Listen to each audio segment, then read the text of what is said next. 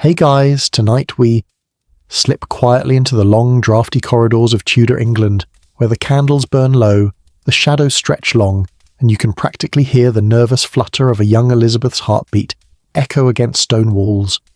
You ease forward, toes barely tapping the floor, because even though you're just along for the ride, the atmosphere feels so tense you start wondering whether you might get accused of treason by accident. One wrong turn, one wrong whisper, and, well, you probably won't survive this.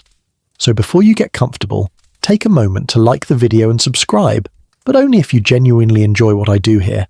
And hey, before we drift deeper into these corridors, drop your location and your local time in the comments. I love seeing where in the world you're tuning in from. Now dim the lights, maybe turn on a fan for that soft background hum, and let's ease into tonight's journey together. You step into Tudor England, mid-1500s, and the air immediately feels dense, like you're wading through history that hasn't settled yet. The country is still recovering from the whiplash of Henry VIII's decisions, first breaking from Rome, then bouncing between queens, then rearranging the line of succession as casually as someone rearranging throw pillows. Elizabeth's birth itself was a scandal turned a national earthquake, since her mother Anne Boleyn was executed when Elizabeth was only 2. That's the mainstream historical fact hanging above your head like a badly secured chandelier. Elizabeth's legitimacy has been questioned since the moment she entered the world. You walk as she once walked, quietly, carefully, as though even the stone floors might gossip about you. Every servant's glance, every rustle of fabric, every half-finished sentence in the halls feels like a coded assessment. Does this girl belong? Should she even be here? You lean against a carved wooden doorway and feel how unstable everything is beneath the surface. England isn't a stable kingdom so much as a stressed-out family trying to pretend everything's fine at Thanksgiving dinner. A stray cat skitters across your path, thin, twitchy, wearing the medieval equivalent of "please don't involve me in royal politics" on its face. As you watch it dart into a corner, you remember hearing one of the quirkier Tudor tidbits. Some nobles genuinely believed cats could carry messages from witches, which, honestly, is still less chaotic than the human courtiers in this palace. You trail behind young Elizabeth as she moves through her days. She reads constantly, absorbing languages, Latin, French, Italian, partly because she's brilliant, and partly because knowledge makes her harder to eliminate.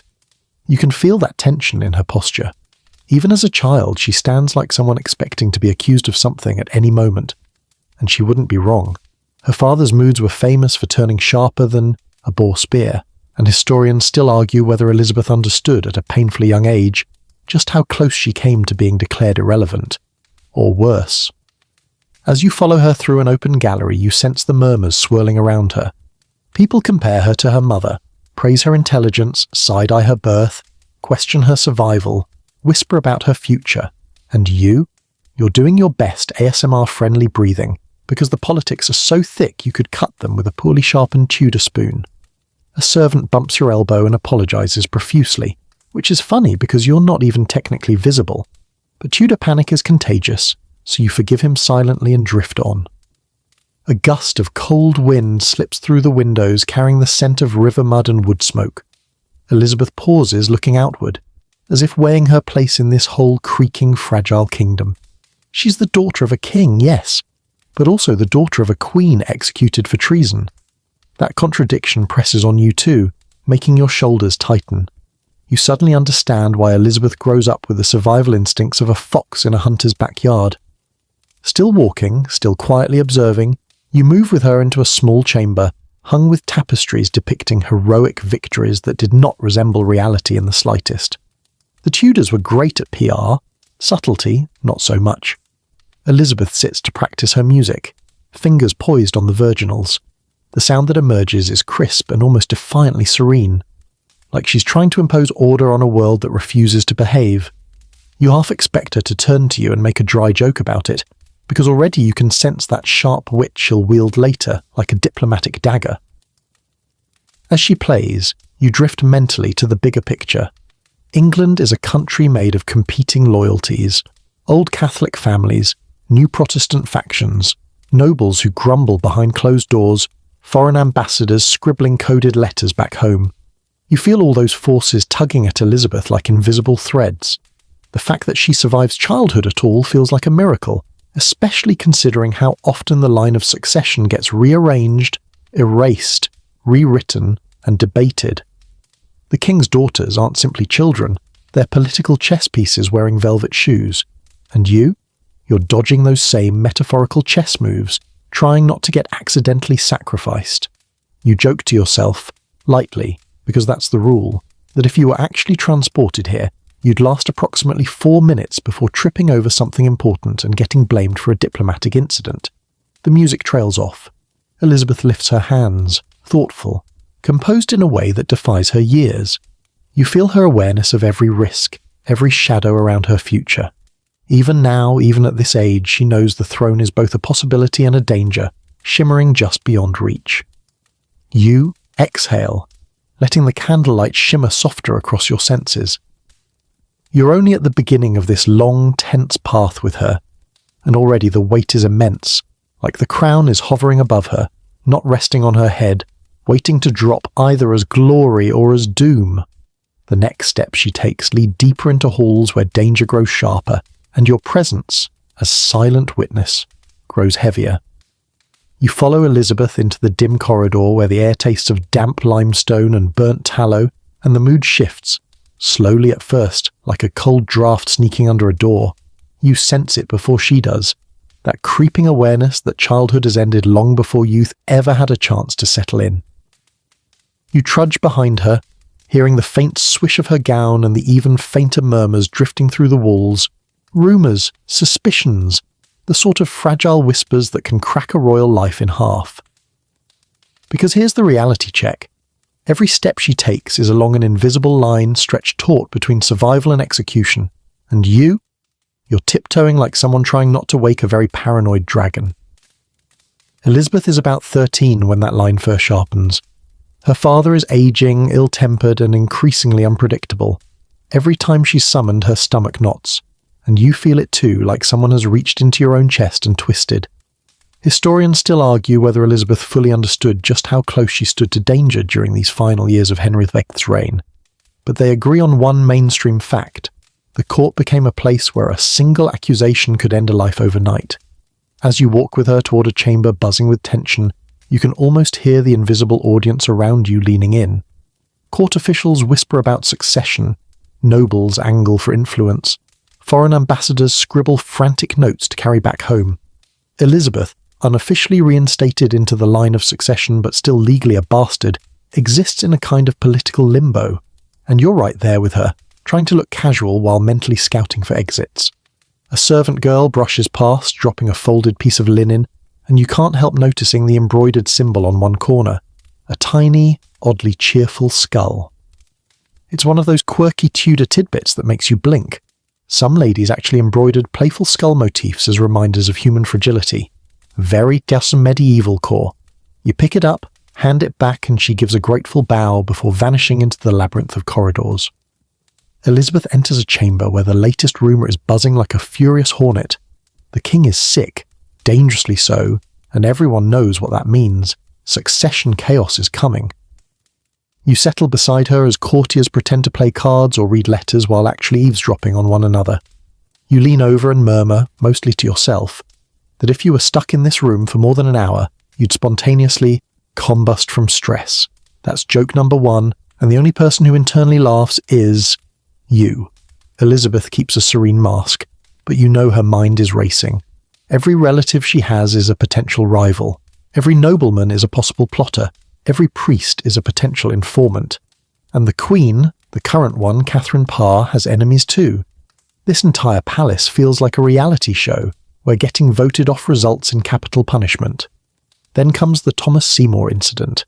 You feel it like a cold hand gripping your wrist.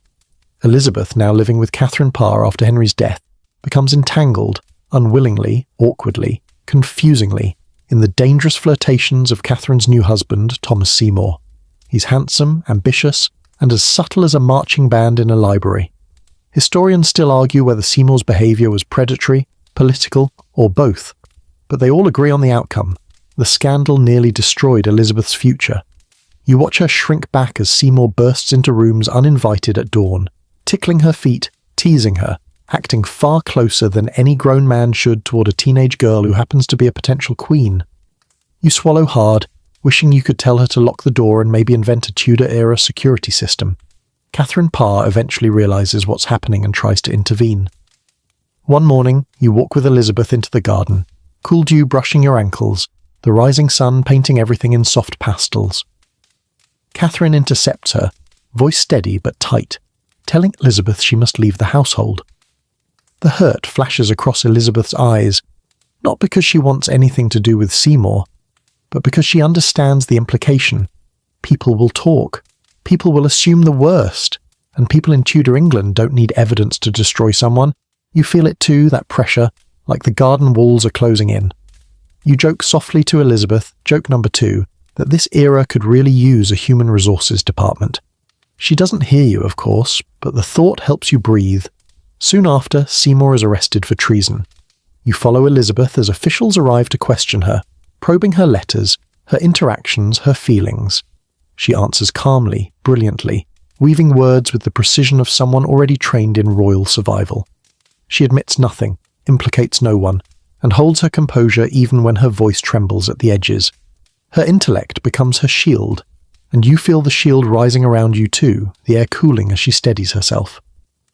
There's one quirky detail whispered among the interrogators, that Elizabeth might have once signed a letter to Seymour with a tiny stylized flourish shaped vaguely like a heart. A harmless doodle, a schoolgirl mistake, a fabricated rumour. Historians still debate whether such a letter ever existed, but even the possibility sends chills down your spine. In this world, symbolism can be deadlier than steel. Eventually she's cleared. Seymour is executed. And Elizabeth learns a lesson that settles into her bones. Trust no one, especially charming men with big ambitions and zero common sense. You walk with her afterward, down a quiet path lined with yew trees. She's tired, emotionally scraped raw but stronger. Resilience is settling into her posture, threading through her thoughts. She understands now that survival means vigilance, caution, and the art of knowing when to speak and when silence is safer. You comment, quietly, gently, because you're in ASMR mode, that if anxiety burned calories, Tudor England would be the fittest era in history. That's your third joke. Elizabeth keeps walking, unaware of the comic relief ghost trailing her. By the time she reaches her chambers, the shadows have stretched long and soft, and you realise the stakes have sharpened again. Childhood's gone. The line she walks is thinner than ever, and you're stepping right beside her, matching your breaths to hers, hoping the next room won't hold another accusation waiting like a trap. You drift with Elizabeth into the great hall of court life, and instantly the temperature changes. Not physically, but socially. It's like stepping from a quiet library into a room full of aristocratic piranhas wearing silk. You adjust your pace, trying to look inconspicuous even though no one can see you, because every conversation here feels like a trap wrapped in velvet. Elizabeth walks with careful poise, chin high, but eyes scanning sideways, the way a person does when they know danger can wear a smile. Your footsteps echo alongside hers, and you can practically feel the court's tension brushing against your shoulders like cobweb threads. Here, survival demands more than intelligence. It demands hyper-awareness, charm, and the reflexes of someone who can spot a hidden dagger from across the room, metaphorical or otherwise. Elizabeth's childhood scares have forged the steel beneath her calm exterior, but now she's facing an even harder reality. The Tudor court is a snake pit, and the snakes are wearing embroidered sleeves. And you're trying not to step on any metaphorical reptile tails, because if these nobles could see you, they'd probably accuse you of witchcraft immediately. Elizabeth makes her way to a group of ladies-in-waiting who curtsy with perfect grace, but offer smiles sharpened at the edges. You sense the undercurrent instantly. Alliances, rivalries, subtle jabs disguised as compliments. One lady mentions how radiant Elizabeth looks, though her tone suggests radiant might be code for suspiciously confident. Another comments on Elizabeth's Latin studies with a sweetness so brittle you could snap it in half. Historians still argue whether these early court interactions shaped Elizabeth's lifelong mistrust of other women in power, but one thing is certain: the Tudor court was a masterclass in psychological warfare. You keep close as she glides through the space, leaving polite conversations behind like tiny diplomatic landmines. You overhear two courtiers muttering about the king's upcoming movements, trying to predict which faction will gain influence next. Their voices lower as Elizabeth passes, but their expressions stay just open enough to send a message. She is being watched. Always. You shake your head softly, whispering to yourself, joke number 1, that you'd last about 7 minutes here before accidentally insulting someone's doublet and getting exiled. Elizabeth's education becomes her armour. When a nobleman tries to corner her in conversation with a loaded question about religious loyalty, she parries it effortlessly, quoting a classical author so smoothly you almost applaud. The courtier blinks, vaguely impressed, vaguely annoyed. You lean in, murmuring that she just verbally checkmated him, even though he has no idea he's lost. But it's not the big, dramatic moments that wear her down. It's the relentless small ones. The way someone turns slightly when she approaches. The way two ladies lower their voices as she passes. The way a servant moves too quickly to hide a note. Every gesture is a clue, a warning, or an invitation to step into danger. Elizabeth reads them all, and you read them with her, your shoulders tightening each time someone looks her way a little too long. Then comes the quirky tidbit that makes you grin despite the tension. One gossiping noble swears he saw a courtier consult an astrologer to determine whether Elizabeth would ever rule. Astrology wasn't uncommon then, but this man apparently carried around a tiny, tarnished brass talisman engraved with planetary symbols and sniffed it for luck. You can't help whispering that this is one step away from Tudor aromatherapy. Elizabeth moves toward the privy chamber, where politics thicken like honey. Here, power gathers in the hands of those closest to the monarch, chamberlains, secretaries, ladies, and a few ambitious courtiers who think elbowing others metaphorically will make them indispensable. You feel the atmosphere shift again, growing heavier, more intimate, more dangerous. You watch her interact with a group of gentlemen discussing foreign policy. Spain, France, Scotland, each country a chess piece manoeuvring for advantage in England. Elizabeth listens quietly, absorbing every detail. If she were foolish enough to speak too much, they'd dissect every word. If she said too little, they'd assume she was hiding something. She threads the needle perfectly, offering mild remarks that reveal nothing and imply everything. As you hover beside her, you notice a folded parchment on a nearby table, a diplomatic letter, the seal still warm. You can feel its importance from across the room. Messages fly through this court like nervous birds, carrying both news and threats, and you know that one wrong letter can decide a fate. It's a reminder of the mainstream fact everyone understands here. International alliances could make or break a Tudor heir. Elizabeth joins a small gathering near a carved fireplace, where a senior noble begins complimenting her scholarship. His tone is smooth, too smooth, like polished marble that hides cracks. You sense his ulterior motive instantly. He's fishing for information, trying to figure out which direction Henry VIII's daughters will tilt politically in the coming years. You almost want to tap him on the shoulder and whisper that she's not going to fall for it, but that would require breaking the space-time continuum, and also he'd probably faint. Elizabeth answers him with grace and just enough humour to keep things light. You catch the flicker of approval in her eyes when he backs off, realising she's not an easy mark. At one point, you pass a pair of courtiers whispering by the tapestries. They don't see you, no one does, but their words make you freeze. They're debating who would benefit most if Elizabeth were quietly removed from court. The casual tone chills you. This is the snake pit in its rawest form. Death as strategy. Ambition as oxygen. Joke number 2 slips out before you can help it. You mutter that these people would probably hold a knife fight over a slightly better seat at dinner. Elizabeth, unaware of your commentary, simply continues walking. Hours pass in this glittering cage, and you see how draining it is. Every conversation, every glance, every breath is measured.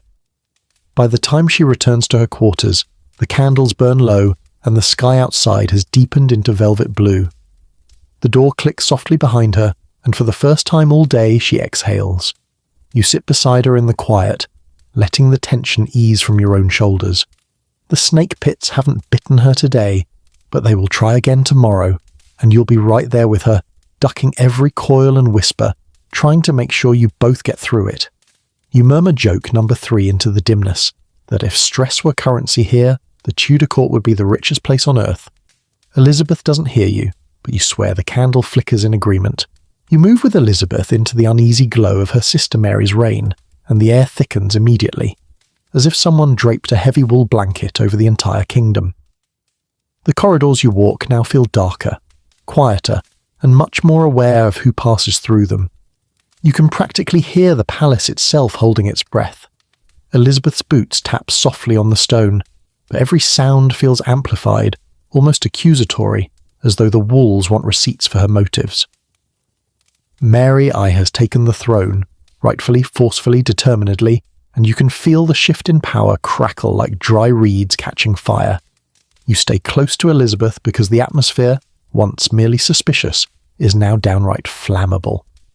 The sisters care for each other in complicated ways, sure, but caring doesn't erase politics, or religion, or the 1,000 ghosts of their father's marital wreckage lurking between them.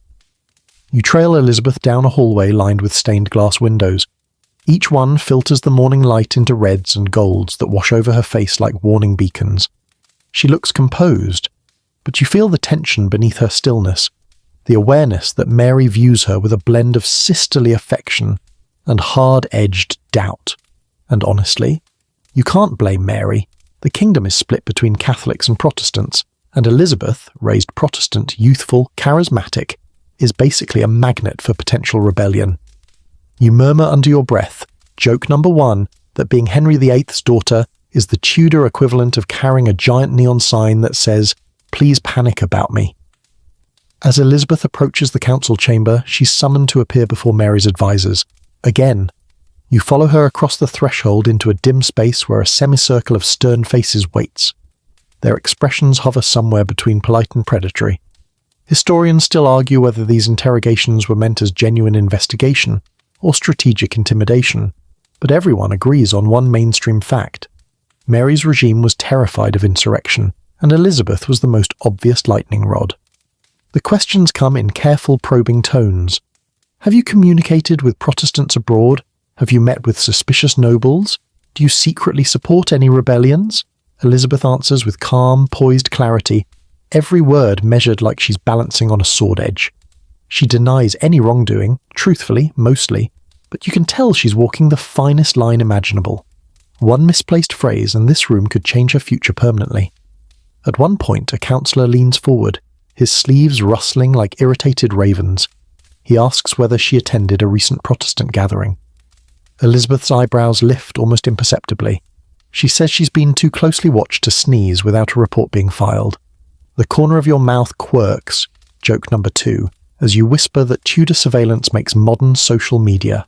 Tracking looks subtle, but jokes aside, the danger is real. Mary has revived strict Catholic doctrine, and many who oppose her policies look toward Elizabeth as the future. Whether she wants it or not, hope clings to her like burrs on wool, and Mary knows it. After the interrogation, you follow Elizabeth into a smaller chamber where Mary waits. The Queen sits rigidly, her rosary beads coiled in her fingers like a lifeline. Elizabeth kneels respectfully, and for a moment the sisters regard each other with something almost tender, shared grief, shared blood, shared trauma. But beneath it runs a riptide of political fear. Mary asks directly, "Can I trust you?" The question lingers in the air, heavy as lead. Elizabeth's answer, carefully phrased, humble, loyal, is a masterpiece of emotional diplomacy. She swears no ambition beyond serving her sister. You feel her sincerity, but you also feel the tremor at the edge of Mary's belief. The Queen wants to trust her, truly, but trust in the Tudor world is a fragile glass. A messenger bursts in, interrupting. Word has arrived. The Wyatt rebellion is rising. You feel the shock ripple through the room. Courtiers scramble like startled birds. Elizabeth's breath catches. Because when rebellion strikes, the most dangerous person in England becomes not the rebel leader, but the person everyone assumes the rebellion is for. That's Elizabeth. You barely have time to react before she's seized, gently, for her own safety, and escorted away under guard. Your heart sinks as you hurry after her, passing tapestries and torches that blur together in a rush of fear. She's taken to the Tower of London, that looming fortress whose name alone sends a cold pulse down your spine. The Tower is where her mother died. The Tower is where traitors go. The Tower is where truth bends to political necessity. Outside its great gate, the February wind howls through the river mist. Elizabeth dismounts from her barge, refusing a cloak even as rain spatters her face. A quirky detail pops into your mind, one historians love. Some say she sat on the steps leading into the Tower gate and refused to enter until forced, claiming she was innocent. Whether that's perfectly accurate or embellished, historians still debate, but the image is powerful enough to cling to you. She enters the Tower. You whisper joke number 3 into the freezing air, something about this being the worst Airbnb in London, but your voice feels small here. The Tower doesn't care about humour. The walls absorb it like water into stone. Elizabeth is imprisoned, kept under close watch. You follow her into her stark chamber, feeling the cold seep through your skin. Each day stretches into a haze of fear, prayer, and measured silence. She doesn't know if she'll ever leave. Her attendants don't know either. And you? You sit beside her as she reads psalms, as she writes careful letters to Mary, as she forces herself to eat, as she whispers her innocence to the stone walls that offer no reassurance. News trickles in. Wyatt has been defeated, rebels executed, confessions extracted, and some point toward Elizabeth, not credibly, but loudly. When she's finally freed, after weeks that feel like lifetimes, you walk with her out of the Tower and feel her shoulders lift just slightly, though caution still clings to her like a second cloak. She's alive, but changed, hardened. Even more aware of how fragile survival is under Mary's suspicious gaze. Mary loves her, but the throne fears her. That contradiction shapes every step Elizabeth takes now, and you take those steps with her. Quiet, careful, knowing that the path ahead is still cluttered with suspicion sharp enough to draw blood. You step with Elizabeth into the first breaths of her own reign, though breaths feels too calm a word. What you're actually walking into is more like a minefield disguised as a coronation parade. The trumpets blare, yes, the crowds cheer, absolutely, but underneath the celebration you sense a deep, wary hum. It thrums through the cobblestones, through the winter air, through Elizabeth herself as she rides toward Westminster wearing a smile that is half triumph, half strategic performance. Because here's the truth you feel the moment your boots touch the ground beside her horse. Taking the throne is easy. Keeping it is where things get dangerous. England is battered. Religiously divided, politically unstable, financially wheezing like it just ran up 10 flights of stairs. You weave through the procession and catch glances that reveal the real mood. Some faces glow with hope, others tighten with doubt. A few stare with outright hostility, clutching rosaries or muttering about prophecy. Historians still argue whether Elizabeth's popularity at this moment has been exaggerated by later generations, but one mainstream fact is clear. Her early reign was anything but secure. Elizabeth knows it too. You feel that awareness in the way she sits straighter in the saddle, in the calculated warmth of her wave, in her ability to look confident even when uncertainty claws at her ankles. You whisper joke number 1, something about reigning being just customer service with higher stakes, but the crowd roars too loudly for even your ghostly humour to settle. At the coronation itself you stand near the high altar, watching her kneel in shimmering gold. The moment is grand, theatrical, full of incense and chanting, and yet, beneath all that splendour, your senses pick up the undercurrent. Bishops gritting their teeth because they preferred Mary's Catholic rule, nobles pretending to admire the ceremony while quietly recalculating alliances, foreign ambassadors making mental notes on how vulnerable this new queen might be.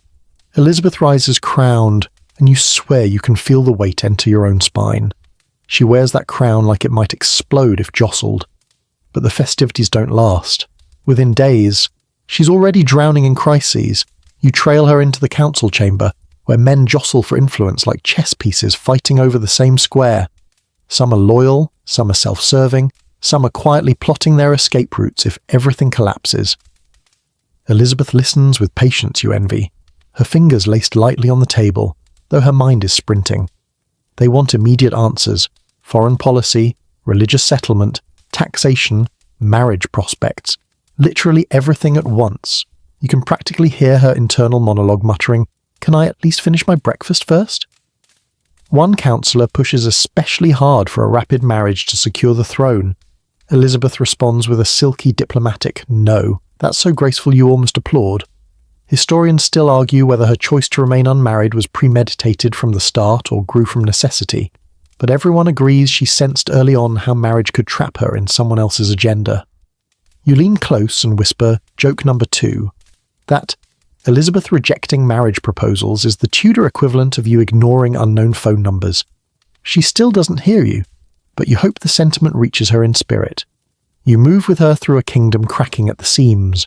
In York, northern nobles grumble. In London, merchants demand stability. In the countryside, Catholic priests hold secret masses. And across the sea, Spain and France sniff the political air like wolves scenting opportunity. Every decision Elizabeth makes is a delicate balance. Too Protestant and she risks rebellion. Too Catholic and she risks civil war. Too bold and foreign powers will intervene. Too cautious and her own nobles might turn on her. You feel the pressure as she walks through the palace gardens at dusk, her breath creating soft clouds in the winter air. Then a quirky tidbit drifts into your thoughts, one that gives you a tiny moment of relief. Some say Elizabeth insisted on being surrounded by musicians constantly during the early weeks of her reign, not just for entertainment, but as a way to keep her spirits sharp and the atmosphere lively. Whether that's perfectly true or embellished, historians still debate, but the image of her using lute music as emotional armour makes you smile. Still, music can't drown out everything. One afternoon, you accompany her to a meeting with the Spanish ambassador, who bows so low you wonder if he'll ever straighten again.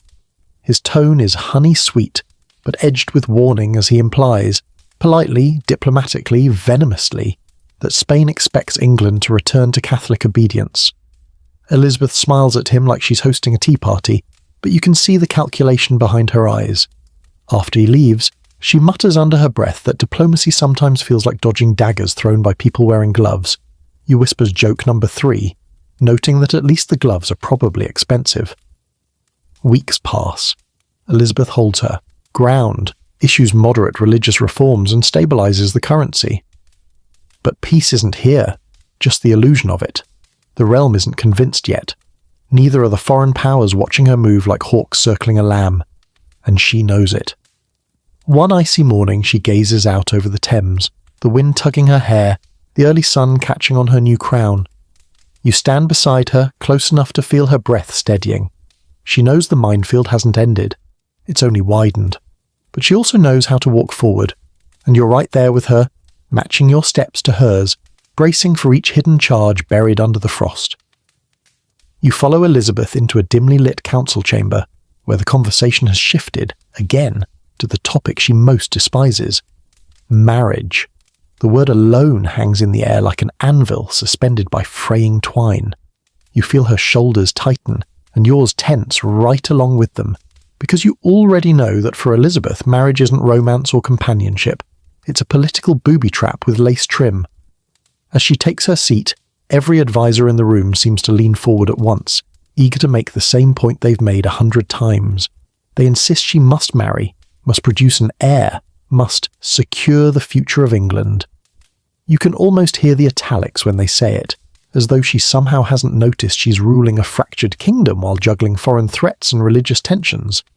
You murmur joke number 1, that if one more man tells her she must marry, you're going to start handing out Tudor-era HR complaint forms. She doesn't hear you, of course, but based on the look in her eyes, she might file one herself.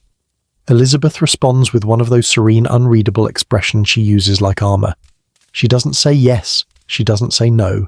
She just lets her advisors exhaust themselves listing royal bachelors like they're reading from a medieval dating app. Prince this, Archduke that, Duke of somewhere you can't point to on a map. Each man comes with political strings so tangled you'd need half of Walsingham's spy network just to untangle them. Here's the mainstream historical fact the council keeps hammering. In the 16th century, a queen regnant was expected to marry to secure stability. And Elizabeth knows that expectation hangs over her like a storm cloud. Marrying a foreign prince could drag England into unwanted wars. Marrying an English noble could ignite factional chaos. Marrying no one at all? That terrifies everyone, including the diplomats currently sweating into their embroidered collars. But Elizabeth sees the traps, every single one of them. You follow her as she leaves the chamber and walks through the palace gardens, her breath steaming slightly in the cool air. She pauses by a frost-tipped rosebush, considering the thorns more than the blooms. You can sense her thoughts sharpening. She knows marriage means surrendering part of her, authority, and after a lifetime of being accused, threatened, interrogated, and nearly executed, she's not surrendering anything lightly. Then comes the first of the big suitors, Philip II of Spain, widower of her sister Mary, ruler of a global empire, politely terrifying. When his ambassador presents the proposal, you feel Elizabeth's entire soul recoil so hard you nearly stumble. Her polite diplomatic smile masks it perfectly, but inwardly she's thinking what you're thinking. Absolutely not. You whisper joke number 2, that marrying your sister's widower should violate at least 3 cosmic rules, but you keep your voice soft, ASMR style, because Philip's representatives are glaring holes into the floor. Elizabeth dodges the proposal with grace, claiming she needs time, consultation, careful thought, all very queenly phrases that secretly mean, no thank you, but in a way that doesn't start a war. But Philip isn't the only suitor, not even close. Next up, the Archduke Charles of Austria. Young, powerful, Habsburg by blood, meaning any marriage could pull England back into the Catholic sphere. Elizabeth meets his envoys with practiced charm, offering compliments so vague they might as well be weather reports. You lean toward her and whisper that she could win Olympic gold in diplomatic evasion. A quirky tidbit from court gossip reaches your ears. Some nobles claim Elizabeth kept a tiny portrait of Charles hidden among her belongings. Historians still argue whether she actually had feelings for him or whether the story was fabricated to pressure her. But Elizabeth herself, she reveals nothing, not about Charles, not about any man. One afternoon you accompany her to the presence chamber, where ambassadors circle like predators in silk. They watch her every gesture, analysing how she lifts a cup, how she glances toward a window, whether she blushes at a compliment, which she doesn't, ever. Elizabeth's poker face could humble modern card sharks, but you see the fatigue beneath it, the weight, the quiet frustration of being treated like a prize mare to be inspected, purchased, and put to political use. She slips away after the meeting to a quieter hallway, where sunlight spills through mullioned windows in thin golden stripes. There, finally, she lets her composure loosen. She mutters, barely audible, that marriage would make her a subject, not a sovereign. You feel that conviction run through her, like a beam strengthening the spine of her reign. And then, of course, there's the English option, the one everyone whispers about, Robert Dudley. You'll deal with him more deeply later, but even now his presence complicates everything. If she marries him, the nobles revolt. If she doesn't, the rumours persist. It's yet another trap disguised as romance. As you walk with her into the late evening glow, she pauses on a balcony overlooking the Thames. The air smells faintly of wood smoke and river mud. London hums below, unaware of how fragile its stability is. Elizabeth folds her hands on the cold stone railing and speaks softly, to herself, but you're close enough to feel the truth in it. I will have but one mistress here, and no master. You whisper a joke number 3, telling her that's the most iconic way to say no thanks. I'm not dating right now in the entire Tudor period. She watches the river, her jaw set, her eyes thoughtful. She knows marriage could secure alliances, calm critics, strengthen claims, but she also knows marriage could destroy her power, her autonomy, and her kingdom's delicate balance. This is the hardest reality she faces in these early years. Every suitor is a danger. Every proposal is a threat. Every refusal is a gamble, and yet she keeps walking forward, unwed, unbent, and unbroken. You step with her into the shadows of evening, the marriage traps left behind, for now, but still lurking, waiting to spring again. You follow Elizabeth down a long, echoing gallery where the late afternoon sun spills across the floor in golden stripes, and you already know, just from the quiet tension in her shoulders, that today's troubles have a different name, a familiar name, one that's been whispered in court corridors, scribbled in foreign dispatches, and embroidered into gossip like a favourite pattern: Robert Dudley. The moment you sense his presence, something shifts in the air. Not romantic fireworks, not fairy tale sighs, but that complicated blend of warmth and danger that always surrounds someone who can't be neatly categorized. Elizabeth walks faster, as if trying to outrun both her feelings and the kingdom's relentless speculation. You keep pace, which is tricky because you're dodging servants, diplomats, and one enthusiastic greyhound that nearly barrels straight through you. Dudley is waiting for her in the presence chamber, standing tall, handsome, perfectly aware of how the sunlight catches the edge of his profile. You mutter joke number 1, that he poses like someone auditioning for a royal calendar, but honestly, he is charming, and that charm is exactly the problem.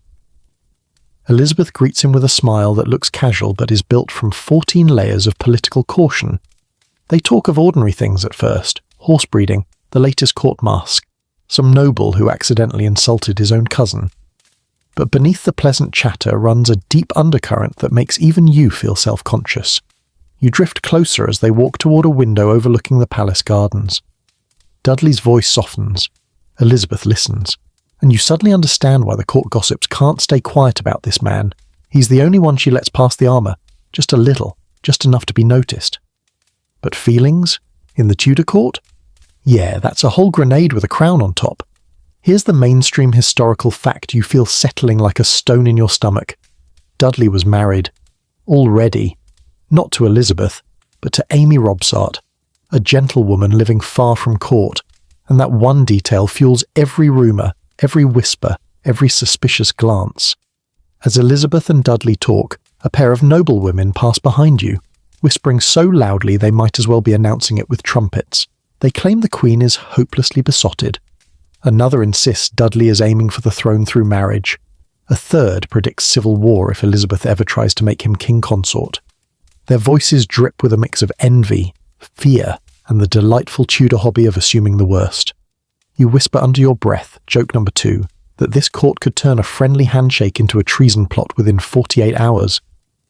But then comes the moment everything explodes. News arrives. Amy Robsart is dead. The message is delivered to Dudley in front of half the court, and the shock ripples through the room so hard you feel it in your bones. Found at the bottom of a staircase, the messenger says. Her neck broken. The chamber goes still, completely still. Even the candles seem to stop flickering. You and Elizabeth lock eyes. Not literally, of course, because you're invisible, but you feel the jolt that hits her. Her face remains calm, but her breath falters. She knows what this means. You know what this means. Everyone knows. Whispers ignite like sparks on dried straw. Murder. Ambition. Dudley did it. No, Elizabeth ordered it. The Queen wants to marry him. He cleared the path. This is the scandal of the century. And here's the quirky tidbit that flits through your mind. Some courtiers swore they saw omens the night before Amy died, an owl perched on the palace roof, or a candle that wouldn't stay lit. Whether true or just Tudor superstition, historians still argue, but it adds to the sense of eerie inevitability. Dudley is devastated, or shocked, or pretending, the court can't decide which. And Elizabeth? She withdraws, quiet, thoughtful, fearful, not guilty.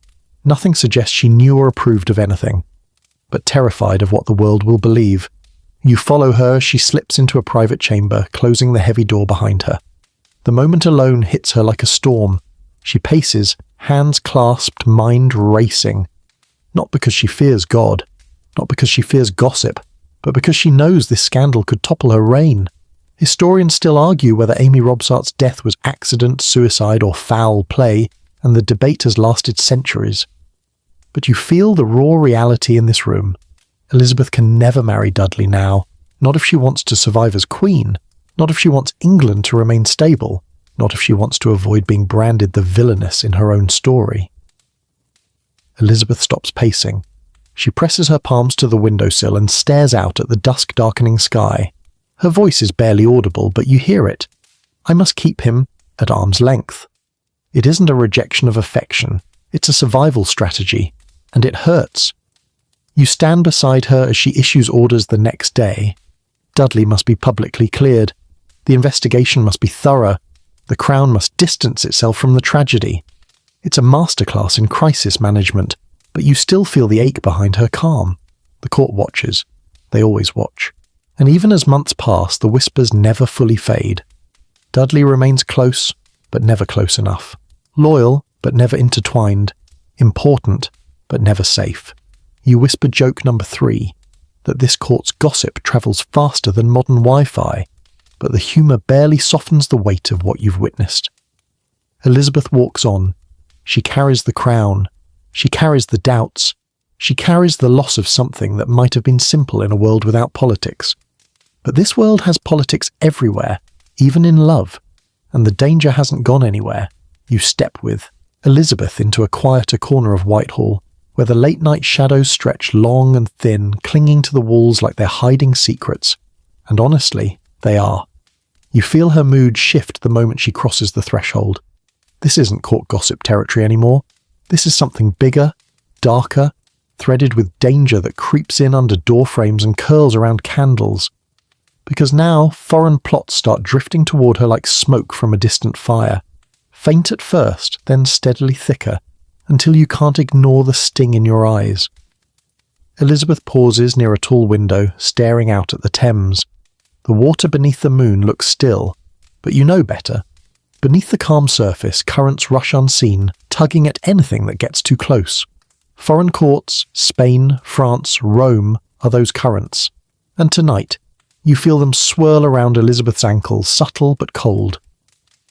A messenger enters, another coded letter intercepted. You lean closer as Cecil, Elizabeth's razor-sharp secretary, reads the message aloud. It's written in one of those elegant cipher scripts that looks like someone spilled fancy spaghetti across the parchment. You mutter joke number 1 under your breath, something about hardened criminals handwriting more legibly. But you hush yourself quickly, because this letter isn't charming, it's deadly. The message reveals what everyone has feared. Foreign powers are probing England's weakness, whispering to exiled Catholics, promising gold, troops, support for anyone bold enough to challenge the Protestant Queen. That's the mainstream fact lurking beneath this whole era. Europe didn't just dislike Elizabeth's rule. Many courts saw her as illegitimate, heretical, and fully replaceable. You watch her absorb the news. She doesn't look shocked, just sharpened, like every muscle in her mind is vibrating with awareness. She asks for the cipher key, eyes flicking rapidly across the parchment, until she can read the threat hidden between the loops and curls. You can tell she's piecing together connections, forming strategies, calculating risks. Meanwhile, you're calculating how quickly you'd get executed if anyone even suspected you'd read a coded letter. Probably about 11 seconds. Cecil lays out other intelligence reports. Whispers of Spanish agents renting rooms under false names, French envoys sending suspiciously frequent dispatches, English Catholics getting letters urging faithful resistance. You walk with Elizabeth as she moves to the council table, fingers grazing the carved oak. She looks calm, but you feel the tension fizz beneath her skin. She knows foreign plots rarely act alone. They braid themselves into internal intrigue. Rebellious nobles, ambitious bishops, resentful exiles. And she knows she must outthink them all while still appearing serene enough that her people don't panic. You trail behind her as she enters a candlelit chamber where Walsingham and his growing network of spies have left stacks of documents waiting for her. The smell of wax and ink fills the air, warm, sharp, familiar, like the scent of danger wrapped in parchment. A quirky little detail catches your eye. On the corner of Walsingham's desk sits a tiny wooden carving of a ferret.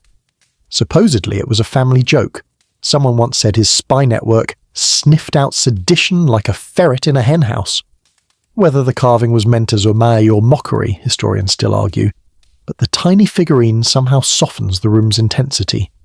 Only slightly, though, because the next scroll Elizabeth opens reveals correspondence between English Catholic exiles in Paris. The names listed make your breath hitch. Some are nobles. She smiled at just yesterday in the presence chamber.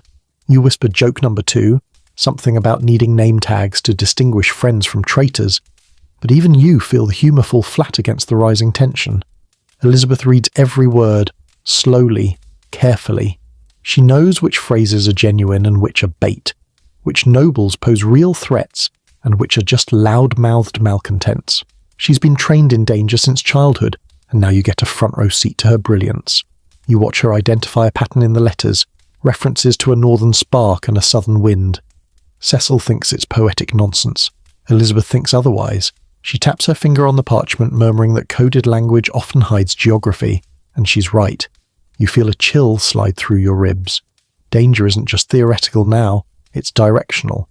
You move with her into the next room where she studies a map of Europe pinned on the wall. Red wax seals mark suspected hostile courts. Black quill strokes highlight known sympathizers. Elizabeth gazes at Spain, massive, wealthy, burning with Catholic zeal, and you can practically feel her mind working through worst-case scenarios. Outside the chamber, you hear the murmur of ambassadors trying to feign friendliness. But inside, with the doors closed, Elizabeth lets herself speak a truth she rarely admits aloud. My crown sits not on my head, but on a blade. You whisper that she should embroider that on a pillow, joke number 3, but the room is too heavy for even you to smile. Later that night, you walk with her through the quiet palace corridors. The guards bow as she passes, loyal but nervous. Candles flicker as drafts slip through door frames, and every shadow feels thicker than it should, as if hiding a listening ear. She pauses at a narrow window overlooking the river. Boats drift silently across the dark water, lanterns glowing faintly. You sense her weighing something. Fear, responsibility, strategy. Historians still argue whether she was ever close to launching preemptive strikes on foreign powers, but one thing is certain. She understood the cost of every move, every message, every misstep. And now, she must walk forward knowing the world is watching her throne like vultures circling a battlefield. Elizabeth turns away from the window and straightens her posture. The moment of vulnerability passes. The Queen steps back into place. You follow, steady, quiet, aware that foreign shadows have crept into England, and neither of you can afford to look away anymore. You step with Elizabeth into an early morning thick with fog, the kind that clings to your clothes and makes every silhouette look like it might be hiding something sharp.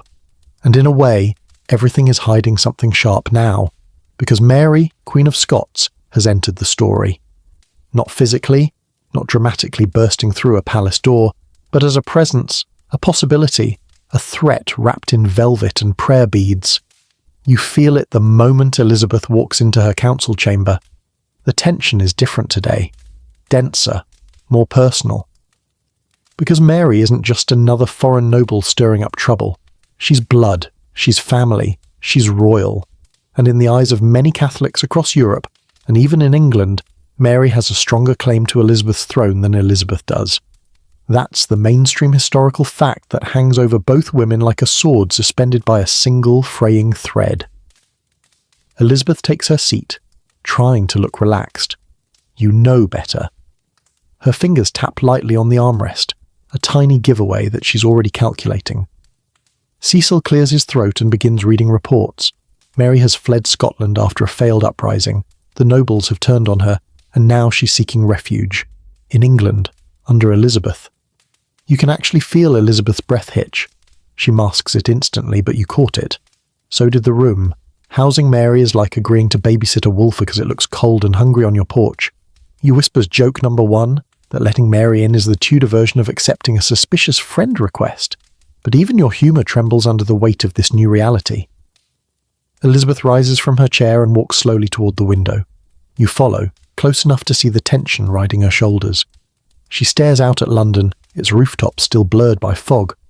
A cousin in distress, she murmurs, a queen without a throne. Her voice is soft, compassionate, but underneath it you hear something harder, something wary. Historians still argue whether Elizabeth ever wanted to help Mary sincerely, or whether she recognised from the start how dangerous Mary's presence would be. But as you stand beside her, you feel the mix. Sympathy, suspicion, and that awful awareness that sometimes even love between kin can become a battlefield.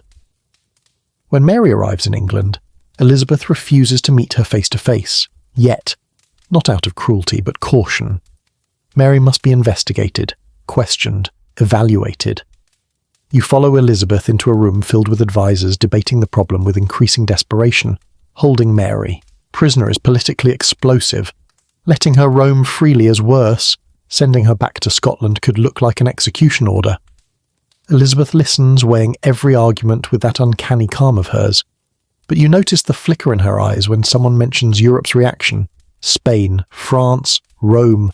They will not sit quietly while Mary is handled like a common criminal. As the debate grows louder, a clerk enters with new correspondence. A coded letter. Another one. Elizabeth's breath tightens again. It's addressed to Mary, and it's from a powerful Catholic supporter abroad, slipping through channels urging Mary to remain steadfast and await deliverance. You can practically see the escape routes forming in the minds of every plotter from London to Paris. A quirky tidbit leaps to mind. A rumour that Mary's most loyal supporters kept tiny portraits of her hidden inside rosary cases, as though she were both saint and sovereign. Whether that's perfectly true or wildly exaggerated, historians still argue, but the symbolism adds weight to the moment. Mary isn't just a person. She's a banner. Elizabeth returns to her private chambers late that evening, and you drift in behind her. She rubs her temples before sitting at her writing desk, the candlelight painting gold across her tired face. You feel the heaviness in the room. 2 queens, 1 island, 1 crown. Only one can truly rule. She tries to write to Mary, a letter of sympathy, wrapped in diplomatic caution, but keeps stopping, scratching out lines, starting over. You watch her wrestle between kindness and strategy. I want peace, she whispers to herself, but peace with her will always be fragile. You feel that truth settle like dust on your skin. As days turn into weeks, Mary's presence becomes a gravitational force, pulling every discontented Catholic toward her. Elizabeth sees it happening. You walk with her through the palace, overhearing whispers of plots forming around this new royal guest. Noble families debating loyalties, ambassadors exchanging coded glances, priests hinting that Mary is the rightful queen. You whisper joke number 2 that nothing attracts drama quite like a monarch in need of lodging. But Elizabeth's face remains unreadable. Then comes the report that changes everything. A group of Catholic nobles has been corresponding secretly with Mary, not just exchanging pleasantries, planning, contemplating rebellion. The letters reference liberation, restoration, and the rightful heir. Elizabeth closes her eyes just for a moment. A flicker of sadness, a flicker of fear, maybe even a flicker of loneliness, because she knows this situation won't resolve cleanly. It can't. Historians still argue whether Elizabeth kept Mary under lock and key to protect her, to neutralise her, or because she simply had no better option. But standing here with her, walking the echoing corridors, hearing the ever-growing buzz of danger, you feel the truth. Elizabeth is trapped with her, just as Mary is trapped with Elizabeth. That night, Elizabeth stands again by the window overlooking the river. The air outside is cold enough to sting. She wraps one arm around herself, the other resting on the sill. You join her in the stillness.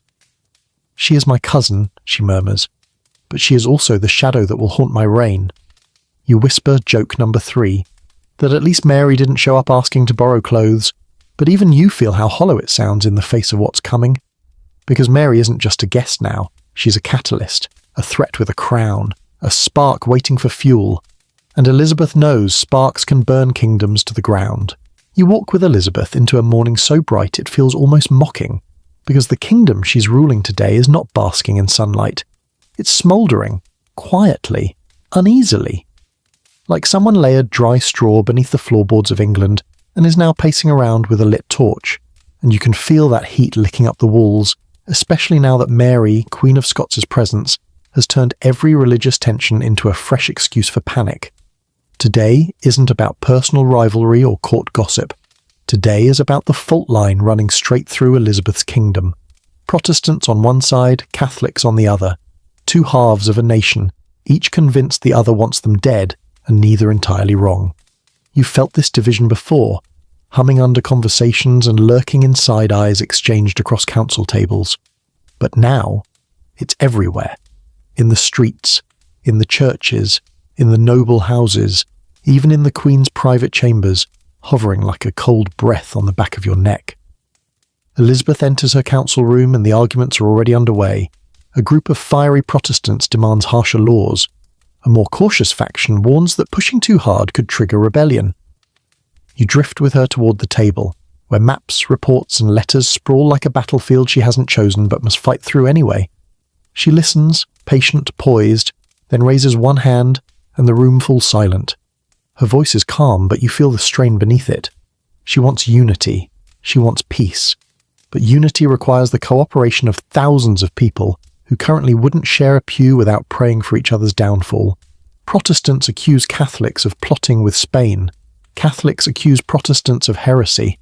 And both sides accuse Elizabeth of not doing enough. Historians still argue whether she was too lenient or too controlling, but the mainstream fact remains. Elizabeth's religious settlement didn't please everyone.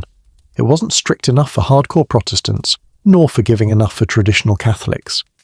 As the debate drags on, Cecil unfurls a parchment listing suspected agitators in the north, names Elizabeth recognises, powerful families, old Catholic bloodlines, people whose ancestors fought in wars long before Elizabeth learned her first Latin verb. You lean over her shoulder, whispering joke number 1, that the north has the same energy as a group chat that suddenly goes quiet, but the tension in the room swallows your humour whole. Elizabeth excuses herself after hours of bickering and steps into the long gallery. You follow, grateful to escape the stuffy council chamber. The sun slants through tall windows, painting shifting gold stripes across the floor. But even here, in this quiet stretch of polished wood and silk-draped chairs, the mood feels tight. She stops, releasing a slow breath. "I must keep the peace," she murmurs, even if neither side believes it is peace. You feel it, how exhausting it is to stand between two worlds both expecting her to lean their way. If she favours Protestants too much, Catholic Europe will crush her. If she tolerates Catholics too freely, Protestant radicals in England will accuse her of betrayal. It's a balancing act performed on a razor blade. As you walk with her into the Chapel Royal for a brief moment of sanctuary, a choir is rehearsing. The voices rise in soft harmony, echoing beneath the high, vaulted ceiling. For a moment, the music smooths the edges of the world and you see Elizabeth visibly relax. Then you catch a glimpse of two courtiers whispering in the back pews, arguing about whether the chapel's decorations look too Catholic or too stripped. You mutter joke number 2, that these people could fight over the colour of a candle flame, but the Queen's slight grimace tells you she's thought the same thing. Later that afternoon, a messenger arrives carrying dispatches from abroad. France is watching. Spain is circling. Rome is condemning. You feel your stomach drop as Cecil reads out reports of Catholic priests moving quietly through England, celebrated by sympathisers and hunted by Protestants. Some hide in priest holes carved behind fireplaces. Some move at night, passing secret blessings in barns and back rooms. A quirky tidbit slips into your mind. A story about how some Catholic families disguised hollowed-out library shelves as hiding spaces, complete with fake book spines. Historians still argue whether Elizabeth knew the extent of these hiding networks, but it adds a strange, almost surreal layer to the reality she navigates. A religious underground built into the architecture of England itself. As Elizabeth meets with her advisors again, a sense of urgency fills the room. There are rumours the Pope might soon issue something drastic, something that could tear the kingdom apart. You feel a cold prickle run down your arms, sensing the storm before it arrives. Elizabeth steadies herself, lifting her chin, and suddenly you realise why she survives this constant turmoil. She refuses to let panic guide her. She orders moderation, careful enforcement, watchfulness without brutality, and she says it firmly, knowing full well that half the room thinks she's too soft and the other half thinks she's one step from tyranny. When she finally returns to her private chambers, the moon has risen, casting pale light across her writing desk. She sits, exhausted, rubbing her temples. "This kingdom," she says softly, "is a house built on two foundations. I must keep it standing, even if both sides try to pull it apart." You whisper joke number 3, that she's basically managing the Tudor version of a two-fandom Twitter war, but even you hear the fatigue underneath the humour. The night deepens, the palace quiets. But the religious tension doesn't sleep. It coils in the shadows, waiting for the next crisis, and you walk beside Elizabeth, knowing she's bracing for the thunderclap that everyone can feel coming, even if they don't yet know its name. You feel it before anyone says a word. The shift in the air, sharp and metallic, like the moment before lightning strikes. Elizabeth enters the council chamber and the room is already tense. Cecil stands stiffly near the hearth. Walsingham paces like a caged hawk. A sealed message sits on the table, its wax stamped with the arms of the Pope. You drift closer, sensing that this letter is not just another diplomatic headache. This is the thunderclap everyone has been dreading. And when Elizabeth breaks the seal, The world around her seems to hold its breath. The message is blunt, brutal, final. Pope Pius V declares Elizabeth a heretic, strips her of legitimacy, and commands her subjects to disobey her. You feel a cold wave ripple through the room. This isn't just religious rhetoric. It's an international invitation to rebellion. That's the mainstream historical fact dropping like a stone into Elizabeth's reign. The papal bull of 1570 effectively made it open season on the Queen of England. Elizabeth's eyes move across the parchment slowly, too slowly. You sense her trying to absorb every word without letting the shock show. But you're standing close enough to notice the faint tightening of her jaw, the slight tremor in her breath. Her world, already fragile, has just been given a crack that runs down the very centre. Walsingham's voice breaks the silence.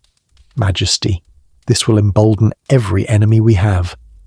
Cecil adds something about foreign threats multiplying, Catholic nobles stirring, Scotland stirring, Spain practically licking its lips. The room erupts into worried voices. You lean sideways and whisper joke number 1, that the Pope basically just posted a very dramatic unfriend message, but no one is in the mood. Elizabeth sets the parchment down carefully, almost delicately, as though not giving it the satisfaction of being slammed.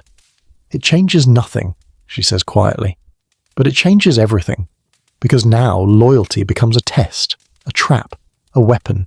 Every subject, every noble, every priest across England has just been told that obeying their queen is a sin, and for those already loyal to Mary, Queen of Scots, the bull is practically a rallying cry. You accompany Elizabeth as she steps out of the chamber into the long gallery. Her pace is steady, but her shadow trails behind her like a second self, longer, heavier, darker than before. "Will they rise against me?" she murmurs under her breath. Not to you, not even to herself fully, but to the air. You don't answer. You can't, because even you don't know. Historians still argue whether the papal bull genuinely pushed moderate Catholics toward rebellion, or simply frightened them into hiding. Some say it created traitors, others say it only exposed them. But walking beside Elizabeth now, you feel the sudden brittleness of her world, the way trust becomes a luxury she can't afford. As she enters her private chapel, everything feels sharper. The flicker of candlelight, the cold echo of her footsteps, the fragile hush of a room too aware of God and politics colliding. Today's service includes prayers for peace, but half the congregation looks uneasy. You can sense it. Some fear being labelled traitors just for crossing themselves. Others fear being accused of heresy just for breathing wrong. You whisper joke number 2, that nothing ruins Sunday service faster than international condemnation, but the tension is too thick for even your soft humour to float. Later, Elizabeth meets with a delegation of northern nobles, men with old Catholic loyalties carved into their bones like family crests. Their bows are deep, their smiles polite, but their loyalty? Questionable. Elizabeth feels it. So do you. She tests them with careful questions.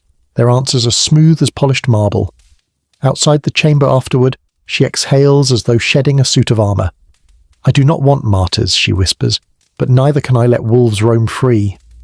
That's the impossible choice this bull forces on her. Punish loyal Catholics unfairly and risk rebellion, or show leniency and risk assassination. The palace buzzes for days afterward. Guards double their patrols. Walsingham expands his spy network. Cecil drafts new laws with a grim expression that suggests he hasn't slept properly since Christmas. A quirky tidbit floats into your mind. Stories claim that after the bull was printed and smuggled into England, one copy was nailed to the Bishop of London's door before dawn, causing an uproar at morning prayers. Historians still debate whether that incident was planned or just the work of one overexcited zealot, but the chaos it caused, undeniable. Elizabeth hears the report during supper and goes silent. Not angry, not frightened, just tired. You sit beside her as she pushes her food around her plate, appetite lost to the weight of implications. "The bull paints a target on my back," she murmurs, "and on England's." She stands, leaving the table, and you follow her into the quiet of her bedchamber. The fire burns low, the shadows flutter like troubled dreams. She rests her hand on the back of a chair, steadying herself, and in that moment you see the reality she rarely shows anyone.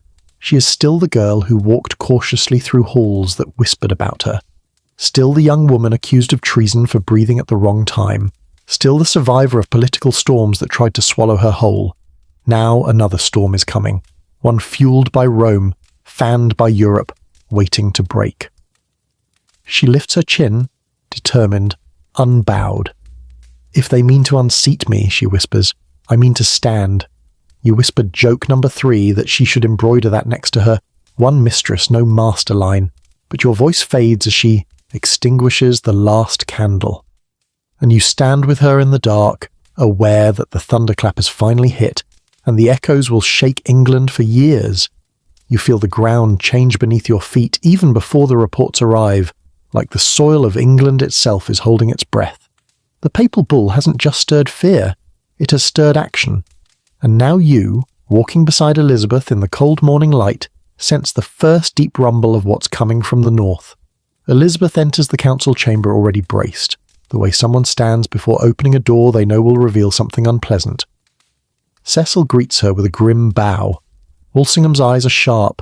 On the table lies a stack of letters, each marked with crests belonging to powerful northern families, the Nevilles, the Percys, names that carry centuries of influence and just enough stubborn pride to make any monarch's pulse spike. The Northern Rebellion is rising.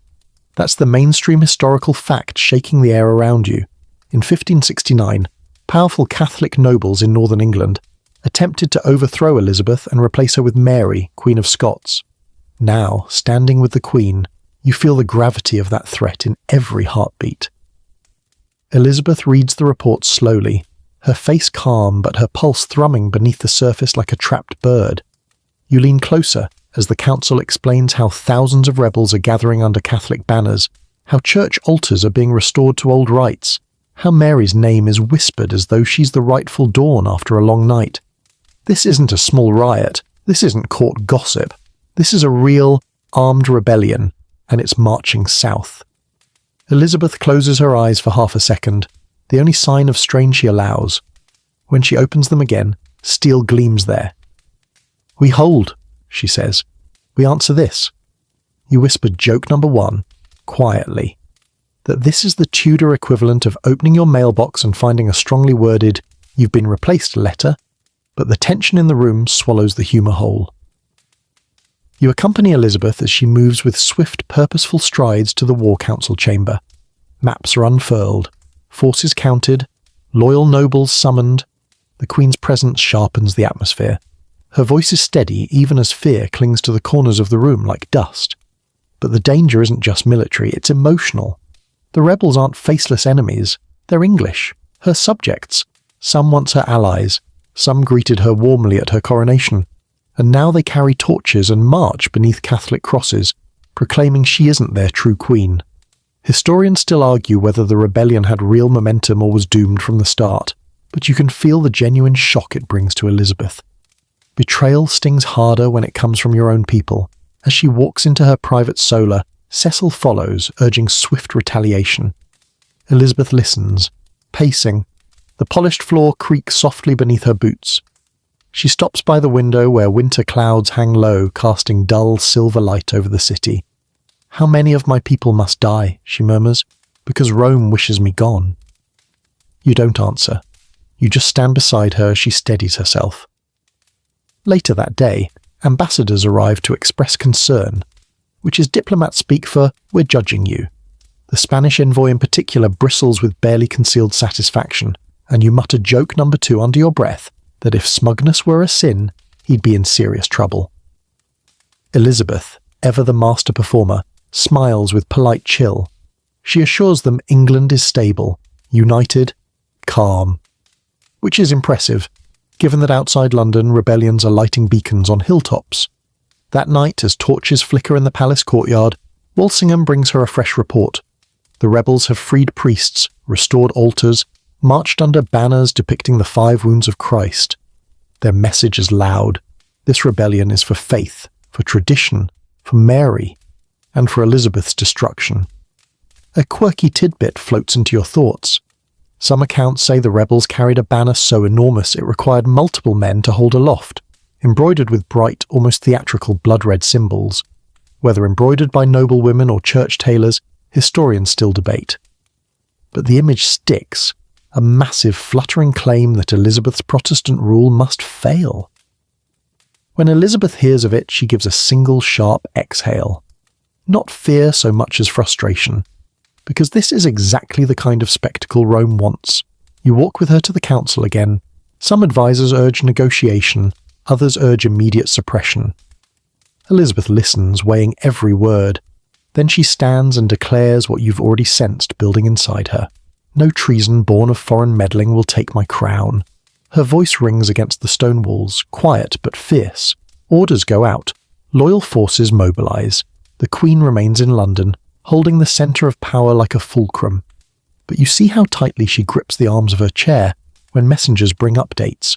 Rebels advancing, rebels retreating, rebels pausing at the sight of royal banners, Englishmen killing Englishmen, because two faiths refuse to trust one queen. As days become weeks, you walk through dim, drafty halls, feeling the weight of every casualty report and intercepted letter. Elizabeth reads them all, every name, every village, every loss. Duty requires she be strong, but you know it erodes something inside her. Still, slowly, the rebellion collapses. Poor organisation, lack of foreign support, royal forces pushing harder each day. The rebels scatter, flee, surrender. When Cecil brings the final report, the main uprising crushed, Elizabeth closes her eyes again, this time not in pain, in fierce, quiet relief. But the aftermath is brutal. Reprisals sweep through, the north. Executions mount. Justice, harsh, scenic, public, is carried out to ensure no future rebels feel bold. Elizabeth hates it. You see that clearly in the way she stares too long at the fire one night, her eyes reflecting not flames but memories. I must be both queen and warden, she whispers, even if mercy costs me my throne.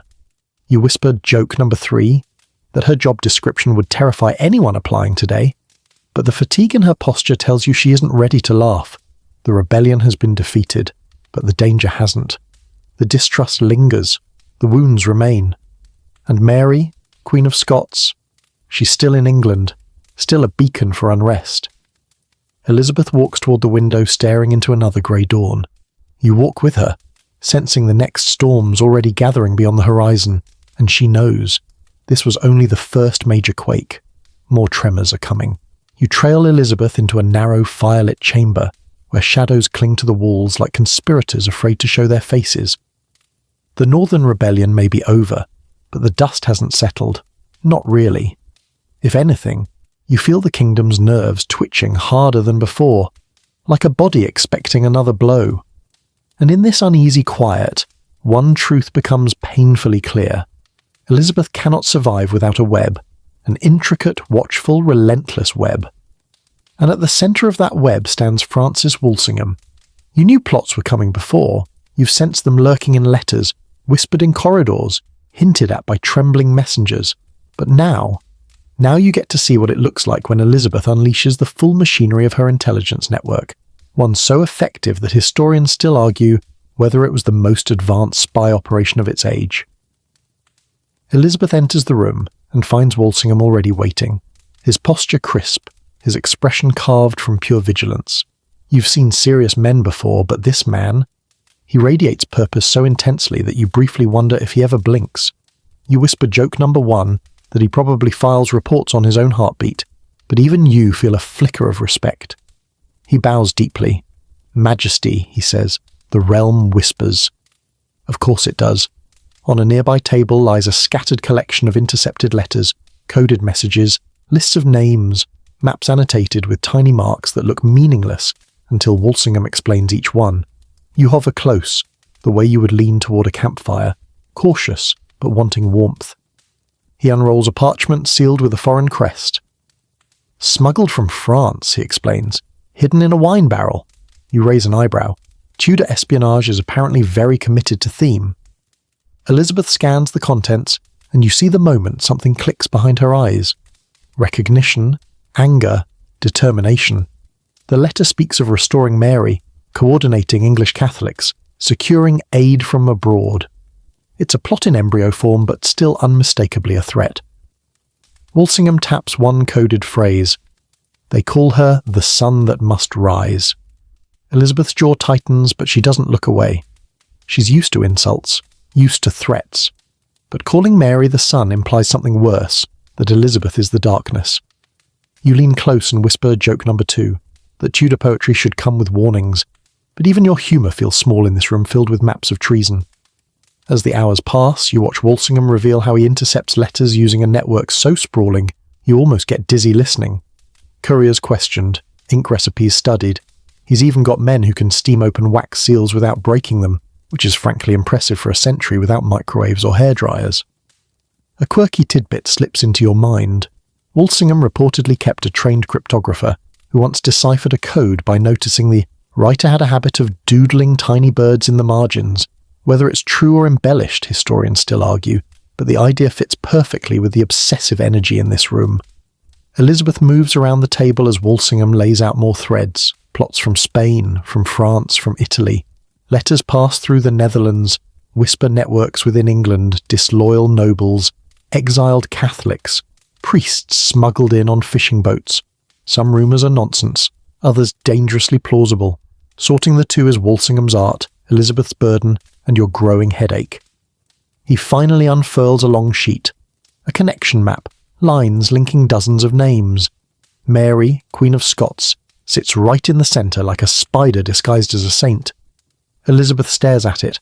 How many plots touch her name? Walsingham's answer is soft. All majesty. You feel her breath catch, but she steadies herself quickly. She knows Mary isn't orchestrating every scheme, but she is the symbol, the rallying point, the spark, and symbols are harder to contain than armies. The conversation shifts. Walsingham outlines a new system. Double agents, dead drops, coded correspondences using numbers instead of letters, invisible ink made from citrus, even spies disguised as servants or stable hands. And you watch Elizabeth absorb it all. Not delighted, not scandalised, but pragmatic. She doesn't glory in espionage, but she knows she needs it. You walk with her after the meeting, down a dim colonnade where her footsteps echo against stone. She's silent for several breaths, processing everything she's learned. The queen who prefers diplomacy now must rule through vigilance, and it takes a toll. You sense her wrestling with the moral weight, spying on her subjects, intercepting letters, trapping conspirators before they can act. Trust, she whispers to the cold air, is a luxury I cannot afford. You murmur gently that at least she doesn't have to spy on her pets. Joke number 3. But the sombre mood swallows the joke like a stone falling into deep water. Still, you see something else in her eyes. Not just fear, resolve. A kind of fierce, hard-edged determination that comes only to monarchs who understand survival isn't a matter of luck. It's a matter of strategy. Later that night, Walsingham brings her one more letter, fresh, still warm from its interception. She breaks the seal. It's addressed to Mary, asking whether she would endorse a grand design to free the realm from tyranny. You feel Elizabeth's breath freeze, and when she sets the letter down, her hand lingers on it, lightly, but with unmistakable grief. Historians still argue whether this moment pushed her fully into relying on espionage. But standing beside her now, you feel the truth. She has no choice. The threats are real. The enemies are many. The loneliness of power grows sharper each year. Trust corrodes, and survival demands vigilance. You watch her turn. Toward the candlelight, shoulders squared, shadows flickering around her like unwelcome advisors. Let them weave their plots, she says quietly. We shall see whose threads hold. And you stand with her, feeling the web tightening, invisible, intricate, and absolutely necessary for the storm to come. You step into the dim light of Elizabeth's council chamber, and the air feels heavier than usual, thick, almost metallic like the moment before a blade falls. You sense instantly that tonight no one is breathing quite normally. Even the candles seem to flicker with restraint. Elizabeth moves forward slowly, each step deliberate, as though she already knows what's coming and wishes she didn't. Because this is the moment everything in Mary, Queen of Scots' long and tangled presence in England has been spiralling toward. Every intercepted letter, every whispered rebellion, every foreign plot traced back to her like cracks converging on a single fault line. And now Elizabeth faces the hardest reality of her reign. the one she's been outrunning for nearly 2 decades. Walsingham stands near the table, hands clasped behind his back. Cecil's face is pale, eyes downcast. On the polished wood between them lies a stack of papers, each sealed, each ominous. You edge closer, knowing that whatever's written there will be the turning point neither queen can escape. Walsingham breaks the silence. Majesty, this is the evidence. He unrolls the top parchment, revealing the ciphered lines that have already changed history. The Babington plot letters, decoded, exposed, undeniable. You look at Elizabeth, and you feel her stomach clench, not with surprise because she knew Mary was dangerous, but with sorrow so deep it sends a cold pulse down your own spine. The mainstream historical fact hits you like a tolling bell. These letters appear to show Mary endorsing the plan to assassinate Elizabeth. If genuine, they are treason, fatal treason. Elizabeth reads the transcript, each word carving itself into her expression. Her lips press into a thin line. Her hand trembles almost imperceptibly before she stills it against the table. You drift beside her, close, wishing you could steady her shoulders. She whispers, "She agreed to my death?" Walsingham answers gently but without hesitation, "Yes, Majesty." But historians still argue whether the letters were fully authentic, partially doctored, or subtly manipulated to guarantee Mary's downfall. You know this debate, feel it humming beneath the moment like a quiet discordant note, and Elizabeth must feel it too because she hesitates, long enough to feel the weight of centuries watching her. She sinks into her chair, eyes fixed on nothing for a moment. You can almost hear her thoughts, childhood memories of cousinly affection, of political rivalry, of hope that Mary might someday be restored peacefully, of fear that Mary's mere existence could destroy everything Elizabeth has built. You murmur joke number 1, very softly, that maybe someone should have invented a Tudor-era block sender option, but your humour is a whisper against a storm. The council debates next steps. Walsingham insists the law is clear. Cecil urges caution but admits there is no easy escape. Other advisers speak with shaking voices about foreign backlash, Catholic fury, Scotland's reaction. But one truth overshadows everything. Mary alive means Elizabeth is never safe. Mary dead means Elizabeth is responsible for killing a fellow queen, and neither option leads to peace. You accompany Elizabeth into her private chamber afterward. She closes the door slowly, leaning against it as though holding back the world. The fire crackles softly. Outside the window, the sky deepens into twilight blue. She whispers, "I do not wish it." You believe her, completely. Elizabeth is many things, shrewd, cautious, brilliant, but she is not cruel. She loathes blood, execution, violence. It haunts her. You've seen it in every decision she's made. She moves to her writing desk, pulling parchment toward her with trembling fingers, drafts a warrant, stops, tears it, drafts another, stops. You watch hours pass like drifting ash as she wrestles with the moral weight of signing Mary's death. At one point she mutters, "If she were not my cousin, if she were not a queen," and then trails off, unable to finish. A quirky tidbit crosses your mind. Elizabeth reportedly played the virginals that night, pressing the keys so softly her ladies could barely hear, as though music might anchor her spirit. Historians still argue whether this detail is true or romanticized, but you swear you can almost hear the faint notes in the air. Morning comes, the council enters again, pressures mount. News arrives that Catholic Europe is poised to strike harder than ever. Spain sharpens its ambitions. France scowls. Rome fumes. Elizabeth stands at the window, pale sunlight brushing her features. "If I sign," she whispers, "the world will say I killed her." She turns slightly. "If I do not sign, she may kill me." You feel the impossible bind tightening around her ribs. When she finally sits at the desk again, the room is silent. You hold your breath with her, as though your lungs are tied to hers. The quill hovers above the warrant, and then, barely audible, she speaks. "God forgive us both." She signs. The moment is so heavy the air seems to sag.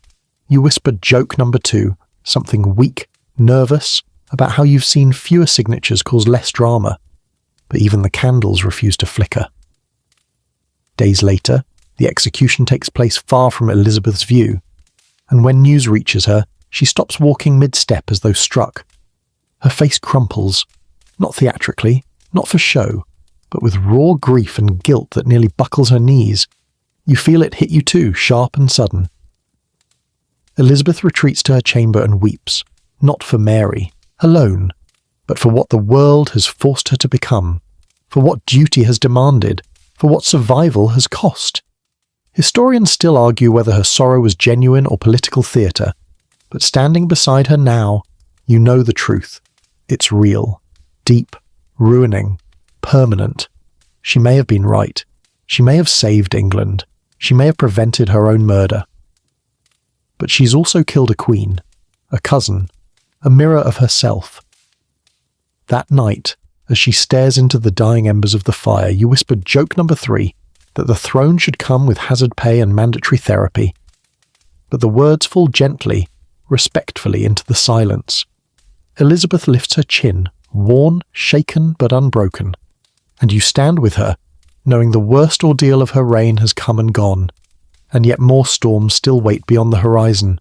You walk with Elizabeth into a dawn that feels colder than any morning before. Even inside the palace, the chill slices through hallways, trailing behind courtiers like a second cloak. But it isn't the February frost making your breath catch. It's the shift, deep, seismic, undeniable, that came the moment Mary, Queen of Scots, died. You can feel it in your bones. The world has changed its posture toward Elizabeth, not softened, hardened, and across the sea, one man in particular adjusts his crown, his rosary, and his intentions, Philip II of Spain. His name enters the council chamber like an unwelcome draught, and the moment Elizabeth steps inside, the nervous murmurs freeze. Cecil bows stiffly. Walsingham's expression is a level of grim usually reserved for sermons about hellfire. You drift closer to the table, noticing the letters arranged there, ambassadorial reports, intercepted messages, foreign whispers rendered in ink. Walsingham says it plainly. Majesty, Spain is preparing something vast. Elizabeth blinks once slowly. She knew Philip would be furious about Mary's death. She knew the papal bull made her a target. But the look in Walsingham's eyes tells her this isn't just indignation or holy rage. This is war. A full-scale, ocean-spanning, empire-backed attempt to unseat her. That's the mainstream historical fact thrumming like a war drum in the room. Philip II began building an enormous armada to invade England and restore Catholic rule. Elizabeth steps toward the map laid out before her. Lines of ink trace Spanish sea routes, Flemish ports, possible landing points along England's vulnerable southern coast. You sense her scanning the information, absorbing it with a terrifying mixture of calm and urgency. You whisper joke number 1, softly, that Spain seems to be overreacting just a tiny bit, but even you hear how nervous your own voice sounds. Cecil lists Spain's ships. Walsingham lists Spain's alliances. A naval officer details England's, well, lack of both. Elizabeth listens, carefully, her face smooth, composed. But you feel the tension tightening across her shoulders, like armour being strapped on too quickly. Philip's preparations grow larger with every new report. Thousands of sailors, dozens of galleons, cannons, muskets, priests ready to purify England. You catch Elizabeth's jaw harden at that part, an instinctive response to the threat against her people, her crown, her very identity. Historians still argue whether Philip truly believed the English would welcome him as a liberator, but the Spanish letters lie on the table, and they're full of optimistic delusion about English Catholics rising joyfully to greet invasion forces. You feel Elizabeth's irritation simmer just beneath her composed surface. She leaves the council chamber and strides quickly down a gallery, and you hurry after her. The winter light slants across the floor in long bars, and every time her skirt brushes one, her silhouette flickers like a candle flame. In the quiet of her private chamber, she finally exhales, a long, tight breath she's been holding since the moment Mary died. "He comes because I stood firm," she murmurs, "because England stands firm." She doesn't seem proud. She seems tired, determined, but tired. That night, a messenger arrives breathlessly with fresh intelligence from the Netherlands. Spanish shipyards are working day and night. Dockworkers whisper about the enterprise of England. Priests preach about it. Soldiers train for it. You murmur joke number 2 that Spain should at least send a polite RSVP before planning an invasion, but Elizabeth's expression is too grave. Later, Walsingham lays out coded letters intercepted from Spanish envoys. One refers to England as the lost daughter of the church, another calls Elizabeth the heretic queen, and a third includes a chilling phrase, "She shall fall like a star cut from the heavens." You feel Elizabeth stiffen. So do you. Dramatic metaphors hit harder when they're about someone plotting to remove you. A quirky tidbit crosses your memory. Some chroniclers claimed Spanish soldiers carried tiny wax figurines of Elizabeth that they stabbed during rituals for good luck. Whether that's accurate or propaganda, historians still argue, but the image alone is enough to make you shiver. Elizabeth meets with her Admiralty in a small, drafty room overlooking the Thames. You stand beside her as she listens to reports about England's ships. Fewer, smaller, lightly armed, but faster, more manoeuvrable, and commanded by men who do not rattle easily. She turns to her advisers. "If Spain means to shape the winds," she says, "let us trust the seas that cradle England." Her voice is steady, but the worry beneath it hums like a struck wire. At dinner, the atmosphere is brittle. Courtiers pick at their food, musicians play half-heartedly. You overhear 2 nobles debating whether they should flee to the countryside. Another wonders aloud whether England might become a Spanish vassal state. A third whispers that the Pope will bless this invasion personally. Elizabeth hears them, every word. She lifts her chin, offering a light remark. Nothing dramatic, just enough to calm the room. She's always been brilliant at that, turning fear into something manageable. Yet when she steps onto a balcony afterward, the mask slips. Her expression grows thoughtful, nearly haunted. You stand beside her in the cold night air as she looks toward the sea, toward the direction Philip's vast ambition is gathering. "This realm," she whispers, "is a small island, but an island can stand against a continent if its heart is strong." You admire her then, fiercely. She isn't fearless, she isn't reckless, she's simply committed to her people, her crown, her survival. You offer joke number 3, gently, that if the Spanish Armada thinks England will just hand over the keys, they clearly haven't met her. A small smile touches her lips, brief but genuine. The wind lifts her hair, the stars hang sharp above, and the horizon, shadowed, distant, ominous, hints at sails gathering beyond sight. The storm is coming, the greatest threat of her reign, and she knows it. But so do you, and you walk with her, steady and silent, toward the gathering thunder of Spain. You feel the tension before the news is even spoken aloud, an electric prickle, like the air sharpening before a storm breaks open the sky. Elizabeth stands at a window overlooking the Thames, her fingers lightly drumming the sill, and you know she's sensing it too, the moment when preparation stops and reality arrives. A courier bursts into the chamber, cloak soaked with sea spray, boots leaving a trail across the polished floor. He bows to Elizabeth, breathless. "Majesty, the Armada has been sighted." For a heartbeat, the room goes silent. Even the candles seem to lean in. That's the mainstream historical fact pounding like a war drum in your chest. In July 1588, the Spanish Armada, nearly 130 ships strong, approached the English Channel. Not rumours this time, not coded threats, actual sails, actual cannons, actual danger. Elizabeth straightens slowly. No gasp, no panic. Just that steady, near-sacred composure that makes you realise why England follows her. You walk at her side as she moves through the corridors. Every footstep echoes like it carries the weight of 1,000 fears, yet her pace is even, almost calm. Courtiers scatter around her, whispering frantic prayers. One lady clutches her rosary so tightly you worry she might snap it. A guard mutters, "God preserve the Queen," under his breath. You whisper joke number 1, that you're glad England didn't have Twitter in 1588 because the trending tab would be absolute chaos, but even you feel the solemnity pressing down. Elizabeth meets her council. Maps sprawl across the oak table like oversized spiderwebs. Tiny wooden ships mark English and Spanish positions.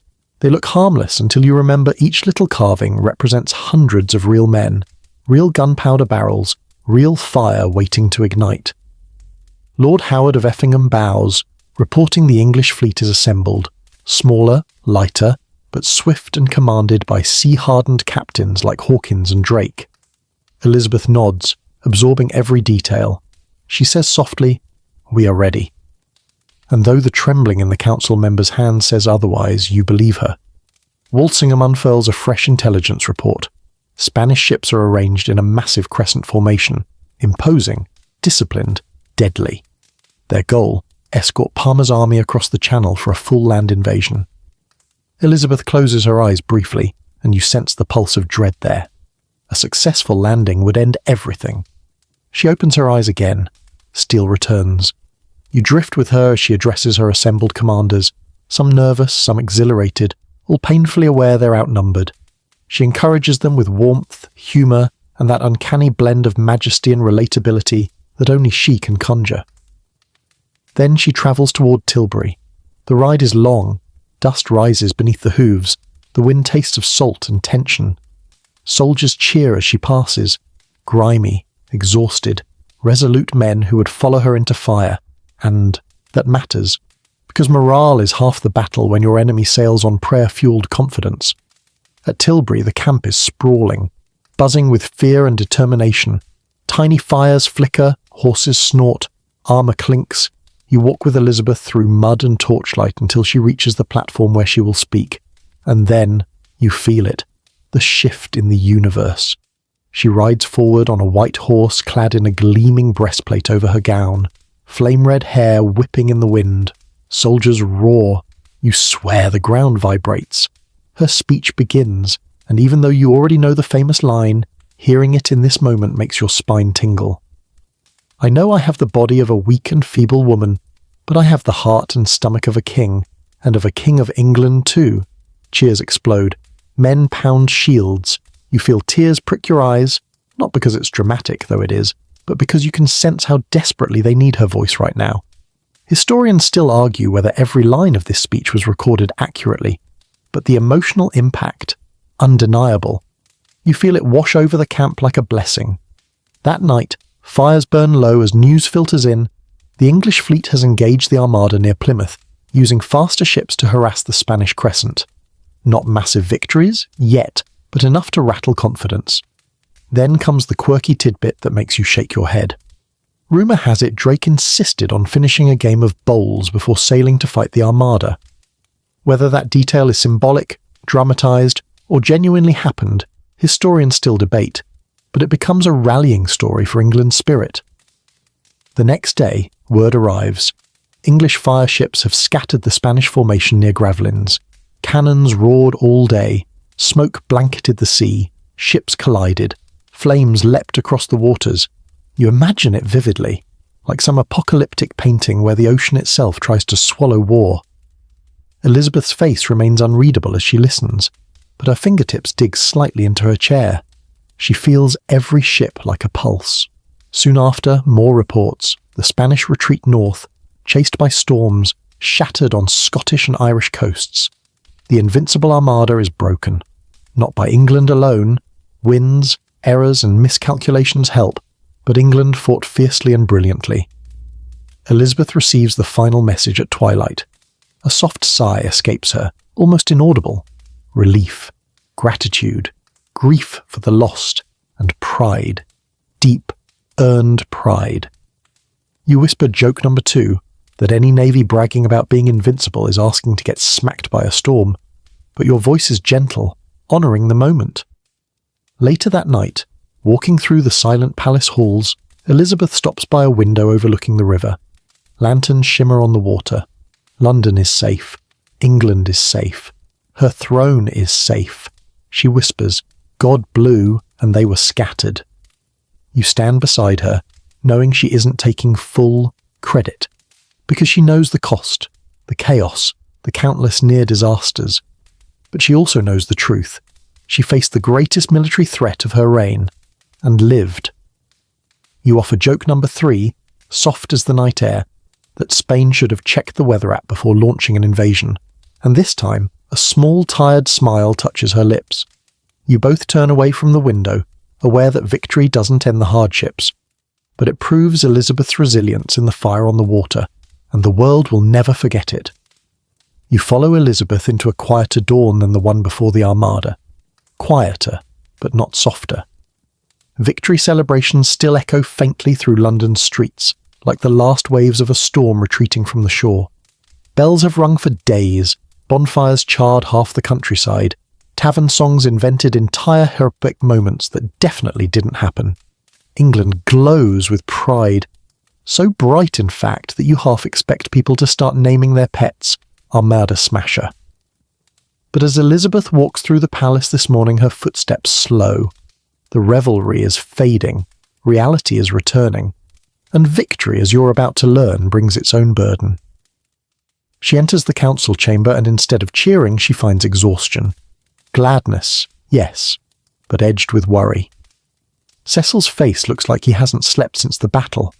Walsingham's papers spill across the table like the aftermath of a particularly aggressive gust of wind. Even the clerks have ink-stained fingers trembling with fatigue. Because the mainstream historical fact settling heavily over the room is this: the defeat of the Armada didn't magically fix England. It emptied coffers, strained alliances, and left open wounds across the realm. Elizabeth sits, folding her hands, and waits. She already knows what's coming. Lord Howard clears his throat. Majesty. The Navy requires funds. Heavy funds. Drake lists repairs. Hawkins lists supplies. Others list debts owed to ship captains who fronted costs themselves. England may have defeated the world's mightiest fleet, but it did so by scraping every last coin from the bottom of its purse, and sometimes digging straight through the purse. You lean in and whisper, joke number one, that the naval budget is basically the Tudor equivalent of overdrafting your bank account, but even you hear how hollow the humour sounds when the council begins quietly discussing bankruptcy. Elizabeth listens, calm, steady, but with a small crease forming between her brows. It's the same crease she gets when she's calculating something painful, the math of survival. When a treasurer mentions selling royal plate to cover expenses, she closes her eyes for a moment. That's how you know things are bad. Elizabeth loves her ceremonial objects like some people love their favourite cereal bowls, but she takes a breath and says, "We will see to it." Not lightly, not proudly, but resolutely. You walk with her later through the garden, where roses still cling stubbornly despite the early chill. Her fingers brush a petal, and you feel her mind turning, thinking of ships battered by storms, men lost at sea, harbours filled with wrecks dragged ashore. England may have won, but victory has a smell. Smoke, salt, damp gunpowder, and the faint rot of ruined timbers. As she moves toward a stone bench, a messenger hurries forward. Letters from coastal towns, complaints, pleas, reports of widows and fatherless children, piers collapsing under storm damage, harbours filled with debris carried by winds strong enough to snap masts like twigs. You can feel the weight of every piece of parchment as Elizabeth reads them one by one, and then, like a badly timed punchline, news arrives from abroad. Spain is rebuilding, preparing another fleet. Smaller, yes, but persistent, relentless. Philip II has not given up. If anything, the defeat has made him more determined. You mutter joke number two, that the Spanish king clearly didn't get the memo, but the rising tension muffles your voice. Elizabeth returns to her study and sits before her writing desk, quill hovering. She dictates careful letters to foreign allies. Well, allies is a generous term for Europe's mixed bag of frenemies. France is suspicious, Scotland is unpredictable, the Netherlands are grateful but chaotic, and Rome is still furious. Her words are diplomatic, measured, but you can hear the exhaustion threading through each phrase. Victory doesn't allow rest, it demands more vigilance. Later that afternoon, court resumes. With victory comes bragging. Lots of bragging. Courtiers boast so enthusiastically you suspect some of them think they personally defeated half the Armada by glaring in its direction. Elizabeth smiles politely, but you sense the strain beneath her eyes. One noble claims he saw a Spanish galleon explode from a single English cannon shot. Another insists that God wrote "England rules" in the clouds. A lady-in-waiting says she fainted from patriotic pride. You whisper joke number three, that you might faint too if the bragging gets louder, but Elizabeth only hides a tired smirk behind her fan. But the celebrations don't last. Reality always returns. The next day, a ship limps into port carrying dead and dying sailors, disease, exposure, injuries that festered during the long pursuit north. England may have won the battle, but its men are still paying the price. Elizabeth receives the news quietly, face softening with grief.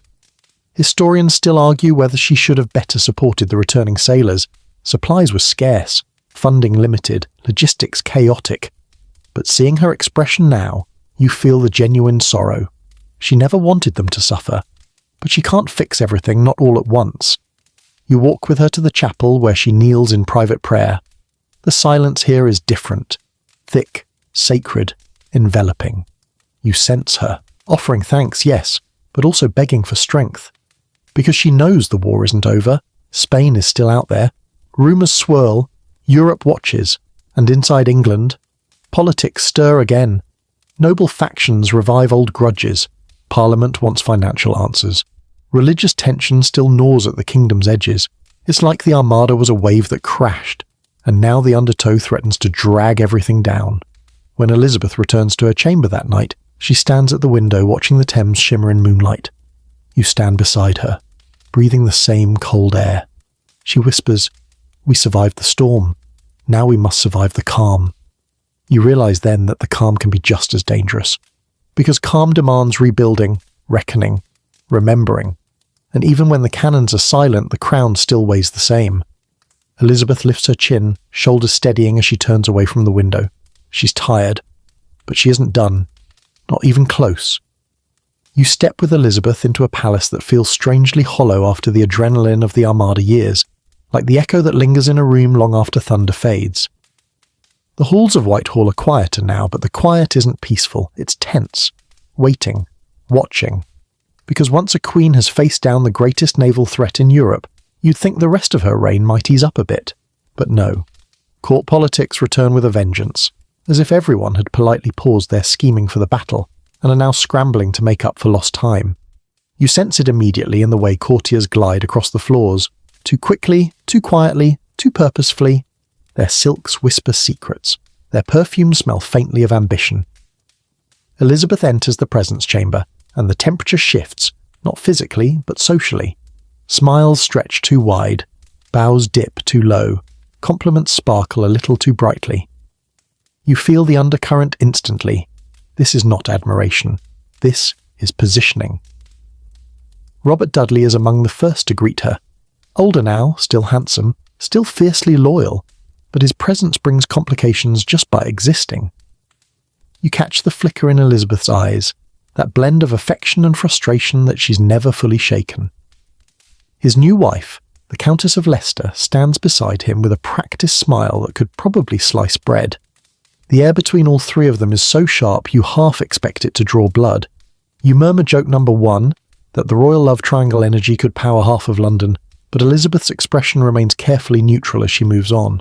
Then there's the Earl of Essex. Ah, yes, the young, dashing, impulsive, emotionally allergic to patience Earl of Essex, Robert Devereux, Dudley's stepson, Elizabeth's newest favourite, and absolutely the last person you'd ever trust near anything breakable, flammable, diplomatic, political, or strategically important. Elizabeth watches him enter the room, tall, charismatic, brimming with confidence that teeters on the edge of recklessness. He bows with dramatic flourish. She smiles, but gently, as though she already senses the storm he carries in his bones. Historians still argue whether her affection for Essex was maternal, romantic, or something in the frustrating zone in between, but one mainstream fact is clear. Essex had the charm of a hero, and the judgment of a guy who tried to ride a horse indoors just to impress people, and the court knows it. Dudley watches Essex with narrowed eyes. Cecil's expression suggests he is actively calculating every worst-case scenario. Lady-in-waiting whispers erupt behind you like a cluster of bees. Elizabeth, meanwhile, sees everything. She always does. You follow her, she moves toward the Privy Council chambers. Inside, the mood is heavier. Debts still drain the treasury. Ireland simmers with rebellion. Spain hasn't given up on its dreams of conquest. Parliament is grumbling again, and now Essex, ambitious, energetic, impatient, wants military glory. "Majesty," he says, pacing like a caged wolf. "Give me command in Ireland. I will crush Tyrone's rebellion." Elizabeth's face tightens, barely, but you catch it. She knows this rebellion is no simple campaign. It's messy, intricate, dangerous, and Essex, for all his bravado, is about as subtle as a lit torch in a hay barn. She declines, politely, firmly. Essex's jaw clenches, his eyes spark with wounded pride. You whispered joke number 2. That rejection is good for character development, but he looks one snub away from drafting his own fanfiction where he saves the Empire. Elizabeth shifts the topic. Court budgets, foreign envoys, a bishop's scandal that's somehow both boring and dramatic. But Essex doesn't let the disagreement go. You feel his resentment simmering as he leaves, bowing stiffly. As the door closes, Cecil murmurs, "He grows restless." Elizabeth replies, "Restless men must be watched." Walsingham would normally agree, but he's aging now, frail. The brilliant spymaster who once unravelled plots like threads from a tapestry is slowing down. His illness drapes a shadow across the room, a quiet reminder that even England's sharpest blades dull. A quirky detail floats into your mind. Some at court swore Walsingham carried a tiny notebook at all times, filled with fragments of plots, half-decoded ciphers, and stray Latin quotes. Whether true or exaggerated, historians still argue, but the image fits him perfectly. Even now, you imagine it tucked inside his worn cloak. Elizabeth ends the council meeting and returns to her chambers. Her pace is slower, wearier. Age touches her features in small, subtle ways. The slight stiffness in her steps, the softness in her eyes when she thinks no one sees. But she's still formidable, still sharp, still queen. In her room, she removes her collar with a sigh and sits near the fire. Shadows dance across the walls. You sense her longing for simpler days, if such days ever existed. The years have worn her. Each rebellion, each suitor, each betrayal has carved a line somewhere on her spirit. She whispers, "They grow bold as I grow older." You want to reassure her, but all you can do is stay close. The next week, Essex returns to court, this time pleading again for military command, arguing, flattering, half-arguing again. When Elizabeth refuses once more, he turns his back on her and storms out of the room. You freeze. Everyone freezes. Turning your back on the Queen of England is like announcing, "Hi, I've decided to speedrun treason." Elizabeth's face flushes with shock and fury. Her hands tremble, not from weakness, but from outrage. You whisper joke number 3, that Essex just unlocked bad decision level 10, but even you brace yourself. Later that night, Elizabeth paces her chambers, the candles throwing uneven light across her tight, furious expression. "He forgets himself," she murmurs. "He forgets the crown." And you feel the truth. Essex is not just another court intrigue. He is a danger, a spark with too much kindling piled around him. And Elizabeth's age, her mortal fragility, only sharpens the threat he poses. Court intrigues swell again, whispers of factions, of manipulations, of old favourites fading and new ones rising. The palace feels fuller than ever, yet Elizabeth feels increasingly alone. You walk with her into the long gallery, where she pauses beneath the portraits of ancestors staring down with painted indifference. Her voice is soft, almost lost in the cavernous space. Power is loneliest when it begins to slip away. She doesn't mean her authority. She means the world around her, the shifting loyalties, the calculating smiles, the young wolves circling an aging lioness. And you know this is only the beginning of her final trials. You walk with Elizabeth into a morning that feels older than she does. Heavy, grey, pressed flat beneath clouds that look reluctant to break. The palace is awake, but sluggish. Even the servants move more quietly now, as if aware that the queen they serve is not the brilliant, sharp-tongued force she once was.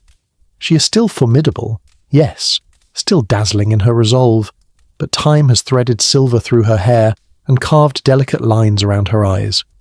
And the weight of decades, rebellions, betrayals, victories, losses, settles deeper on her shoulders with each slow breath. Elizabeth steps into the gallery, leaning slightly on the polished table as she adjusts her balance. You feel the faint tremor in her hand, a reminder that she's no longer the firecracker queen who rode out at Tilbury in gleaming armour. She straightens quickly, unwilling to let anyone see weakness, even in the empty hall. You admire her stubborn dignity. It aches somehow in your chest. Today's concerns are not foreign fleets or papal bulls. They're quieter but sharper. Betrayals that cut close to the bone. Friends who have aged or died. The creeping fear, not of enemies, but of time itself. As she walks, she passes the portrait of Robert Dudley. She pauses, just a fraction, just long enough for you to feel the ghost of what he once meant to her. Complicated affection, impossible choices, shared history that stretched from youth to middle age. He's been dead for years now, yet the ache flickers across her face, so soft it might be imagined. You whisper joke number 1, gently, that Tudor portraits should come with emotional warning labels. Elizabeth doesn't hear you, of course, but her faint exhale tells you she already knows the truth of that sentiment. A servant approaches with a message. Essex has returned from Ireland, against orders, and he is riding to court right now, unannounced, uninvited, and definitely unwise. Your heart drops. Elizabeth's jaw tightens. Historians still argue whether Essex intended reconciliation or manipulation, but the mainstream fact remains. He burst into Elizabeth's bedchamber unbidden, finding her without her wig or makeup. A violation of privacy, a humiliation, a political misstep so catastrophic you mentally hand Essex a medal for worst timing imaginable. Elizabeth reacts with icy fury. Her voice sharpens, not loud, but lethal. Essex is dismissed, banished from court, and you feel the moment fracture like thin ice under too much weight. But Essex isn't done. He gathers allies. Whispers of rebellion stir again, this time in London's alleyways, not distant northern hills. You stay at Elizabeth's side as Cecil brings reports. Essex is meeting with conspirators. Essex is seeking support from foreign powers. Essex is planning something. You sense Elizabeth hurt beneath her anger. Essex was not just a favourite, not just a flirtation. He was a connection, one of the last bright embers of her youthful court. His betrayal slices deeper than the others.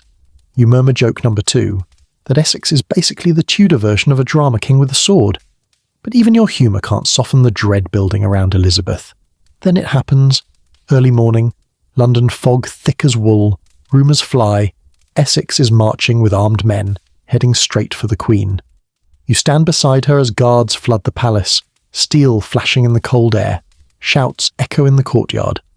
Elizabeth remains remarkably calm, but her eyes, they dim. Betrayal hurts more when it comes wrapped in affection. The rebellion collapses quickly, clumsy, poorly supported, easily contained. Essex is captured and brought to trial. His guilt is undeniable. His sentence, death. And Elizabeth?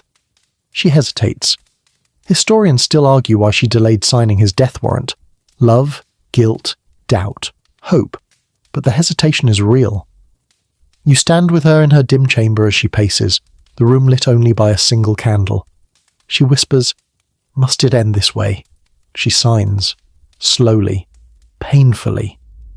And when the news of Essex's execution reaches her, she locks herself away, pacing, mourning, angry at him, angry at herself, angry at the world that forces queens to destroy the men they once cherished.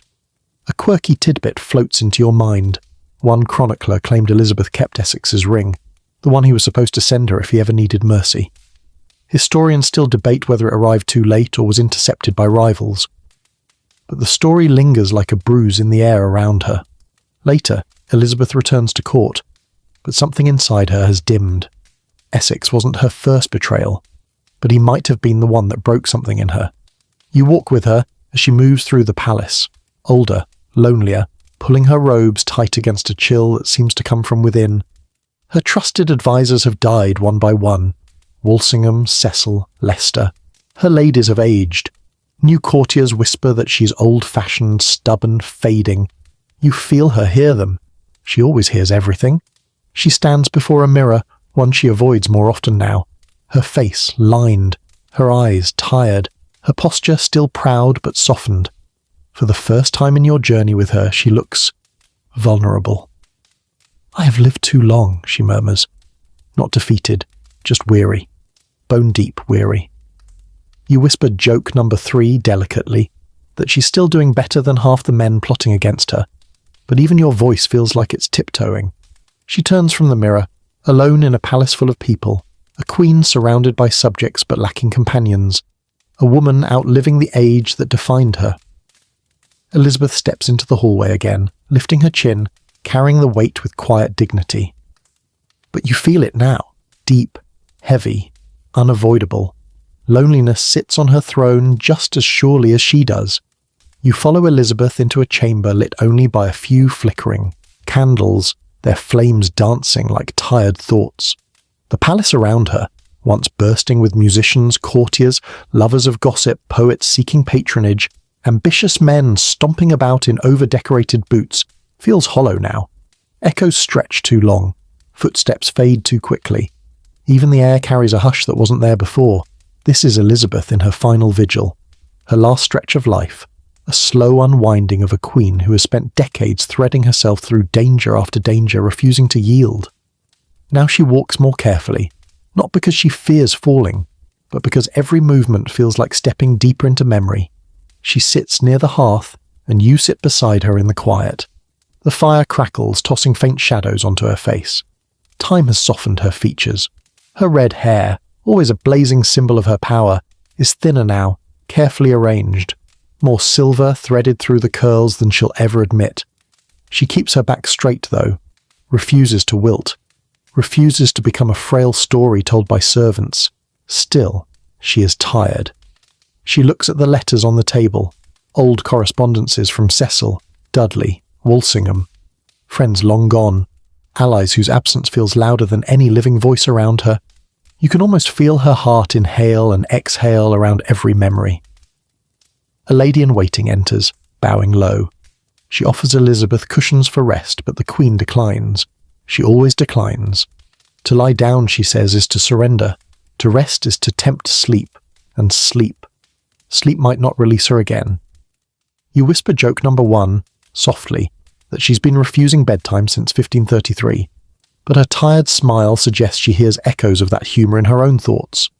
Parliament petitions her to name a successor. Ambassadors pressure her. Councillors wring their hands. Everyone wants an answer, a certainty, a promise carved in stone. But Elizabeth has lived her life avoiding traps, political, personal, emotional. Naming a successor is a trap of its own, a signal that her reign has ended before she's ready to let go, and she's not ready. Not yet. Historians still argue whether she truly believed she would live forever, or simply feared the power vacuum her death would unleash. But the mainstream fact stands.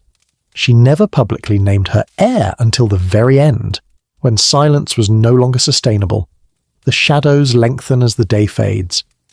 Elizabeth reaches toward the window, her fingers brushing the cold glass as though searching for something outside. Youth, perhaps. Possibility. The bright burn of her early reign. "Little man," she whispers, remembering Cecil's old nickname. "You are gone, and I'm still here." Her voice cracks just slightly. You feel it like a tug inside your own chest. Outside, the trees rustle in a hesitant breeze. The world is moving on, inch by inch, even as she tries to hold still. Servants lay fresh rushes across the floor. The scent of herbs, lavender, rosemary, drifts through the room. Elizabeth rests her hand on the arm of her chair, but she doesn't lean back. She will not lie down. Not yet. A quirky tidbit flits into your mind. Some said Elizabeth, in these final days, insisted on standing for hours on end, refusing food and refusing her bed, as though defying mortality itself. Historians still argue about the accuracy of these accounts, but the image fits the room you're standing in now. A queen, holding herself upright through sheer will. You sit with her through the long night. She stares into the fire, her eyes reflecting old battles, old choices. Mary's shadow, Essex's fall, the Armada's flames, the cold corridors of her childhood, the sharp, bright triumphs, the deep, quiet wounds. She breathes slowly. "I have loved my people," she murmurs. "Loved them too well, perhaps, for I never gave myself to any man." You want to remind her. She gave herself to a kingdom instead, but the words stay lodged in your chest. Her ladies hover near the doorway whispering prayers. The council waits in nearby rooms, bracing for the official word that England will soon pass into new hands. But Elizabeth holds on, fingers curled around her armrest, chin lifted, until finally her strength softens. She lets them bring cushions. She allows them to ease her to the floor, her favourite spot, she always said, near the hearth where warmth could reach her bones. She rests her head on a pile of robes. The firelight gilds her hair like the sun that crowned her youth. A guard kneels nearby. A lady wipes a tear. The world hushes. Elizabeth's voice is a whisper now, fragile as thread. My kingdom, my children, remember me. You whisper joke number 3, not for laughter, but as a soft comfort, that no one could ever forget her even if they tried. She exhales, a long quiet breath that seems to carry decades with it, and it lingers in the air, her presence, her fire, her burdens, before the silence settles gently around her. Elizabeth Dutton, the queen who outlived every storm, closes her last vigil. The night deepens around you, softening the edges of the world. The echoes of Elizabeth's long, hard journey begin to fade, the sharpness smoothing until only a gentle glow remains. Like embers settling at the end of a long burn, you breathe slowly, letting the weight of history slip from your shoulders, letting the noise of courtly battles and political storms dissolve into the quiet that surrounds you now. The air feels warmer, thicker, almost like velvet wrapping around your thoughts. You can picture the river outside the palace, calm and dark, carrying stories away on its slow, steady current. Somewhere beyond it, dawn will come, but not yet. For now, everything rests. Your eyelids grow heavier, following the softened rhythm of the moment. The flickering candlelight you imagined earlier dims into a soothing amber blur. Footsteps in distant corridors fade into nothing. Even the heavy intricacies of power, the rebellions, the plots, the whispered betrayals, feel lighter now, like dust drifting gently through sunlight.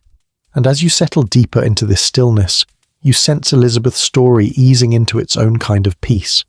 The throne, the crown, the fierce responsibilities she carried, they all feel quieter now, like they're folding themselves into sleep as well. Even the shadows seem to stretch out, loosening their grip, letting the night cradle them. Breathe in, breathe out. Let each breath flow a little slower, a little softer. Let your muscles release whatever tension they're holding. Let your mind drift where it wants, toward calm seas, warm firelight, or soft morning mist. Nothing is chasing you, nothing is expected of you. You're safe in the quiet, and slowly, gently, let your thoughts settle like petals floating to rest. Good night, and sweet dreams.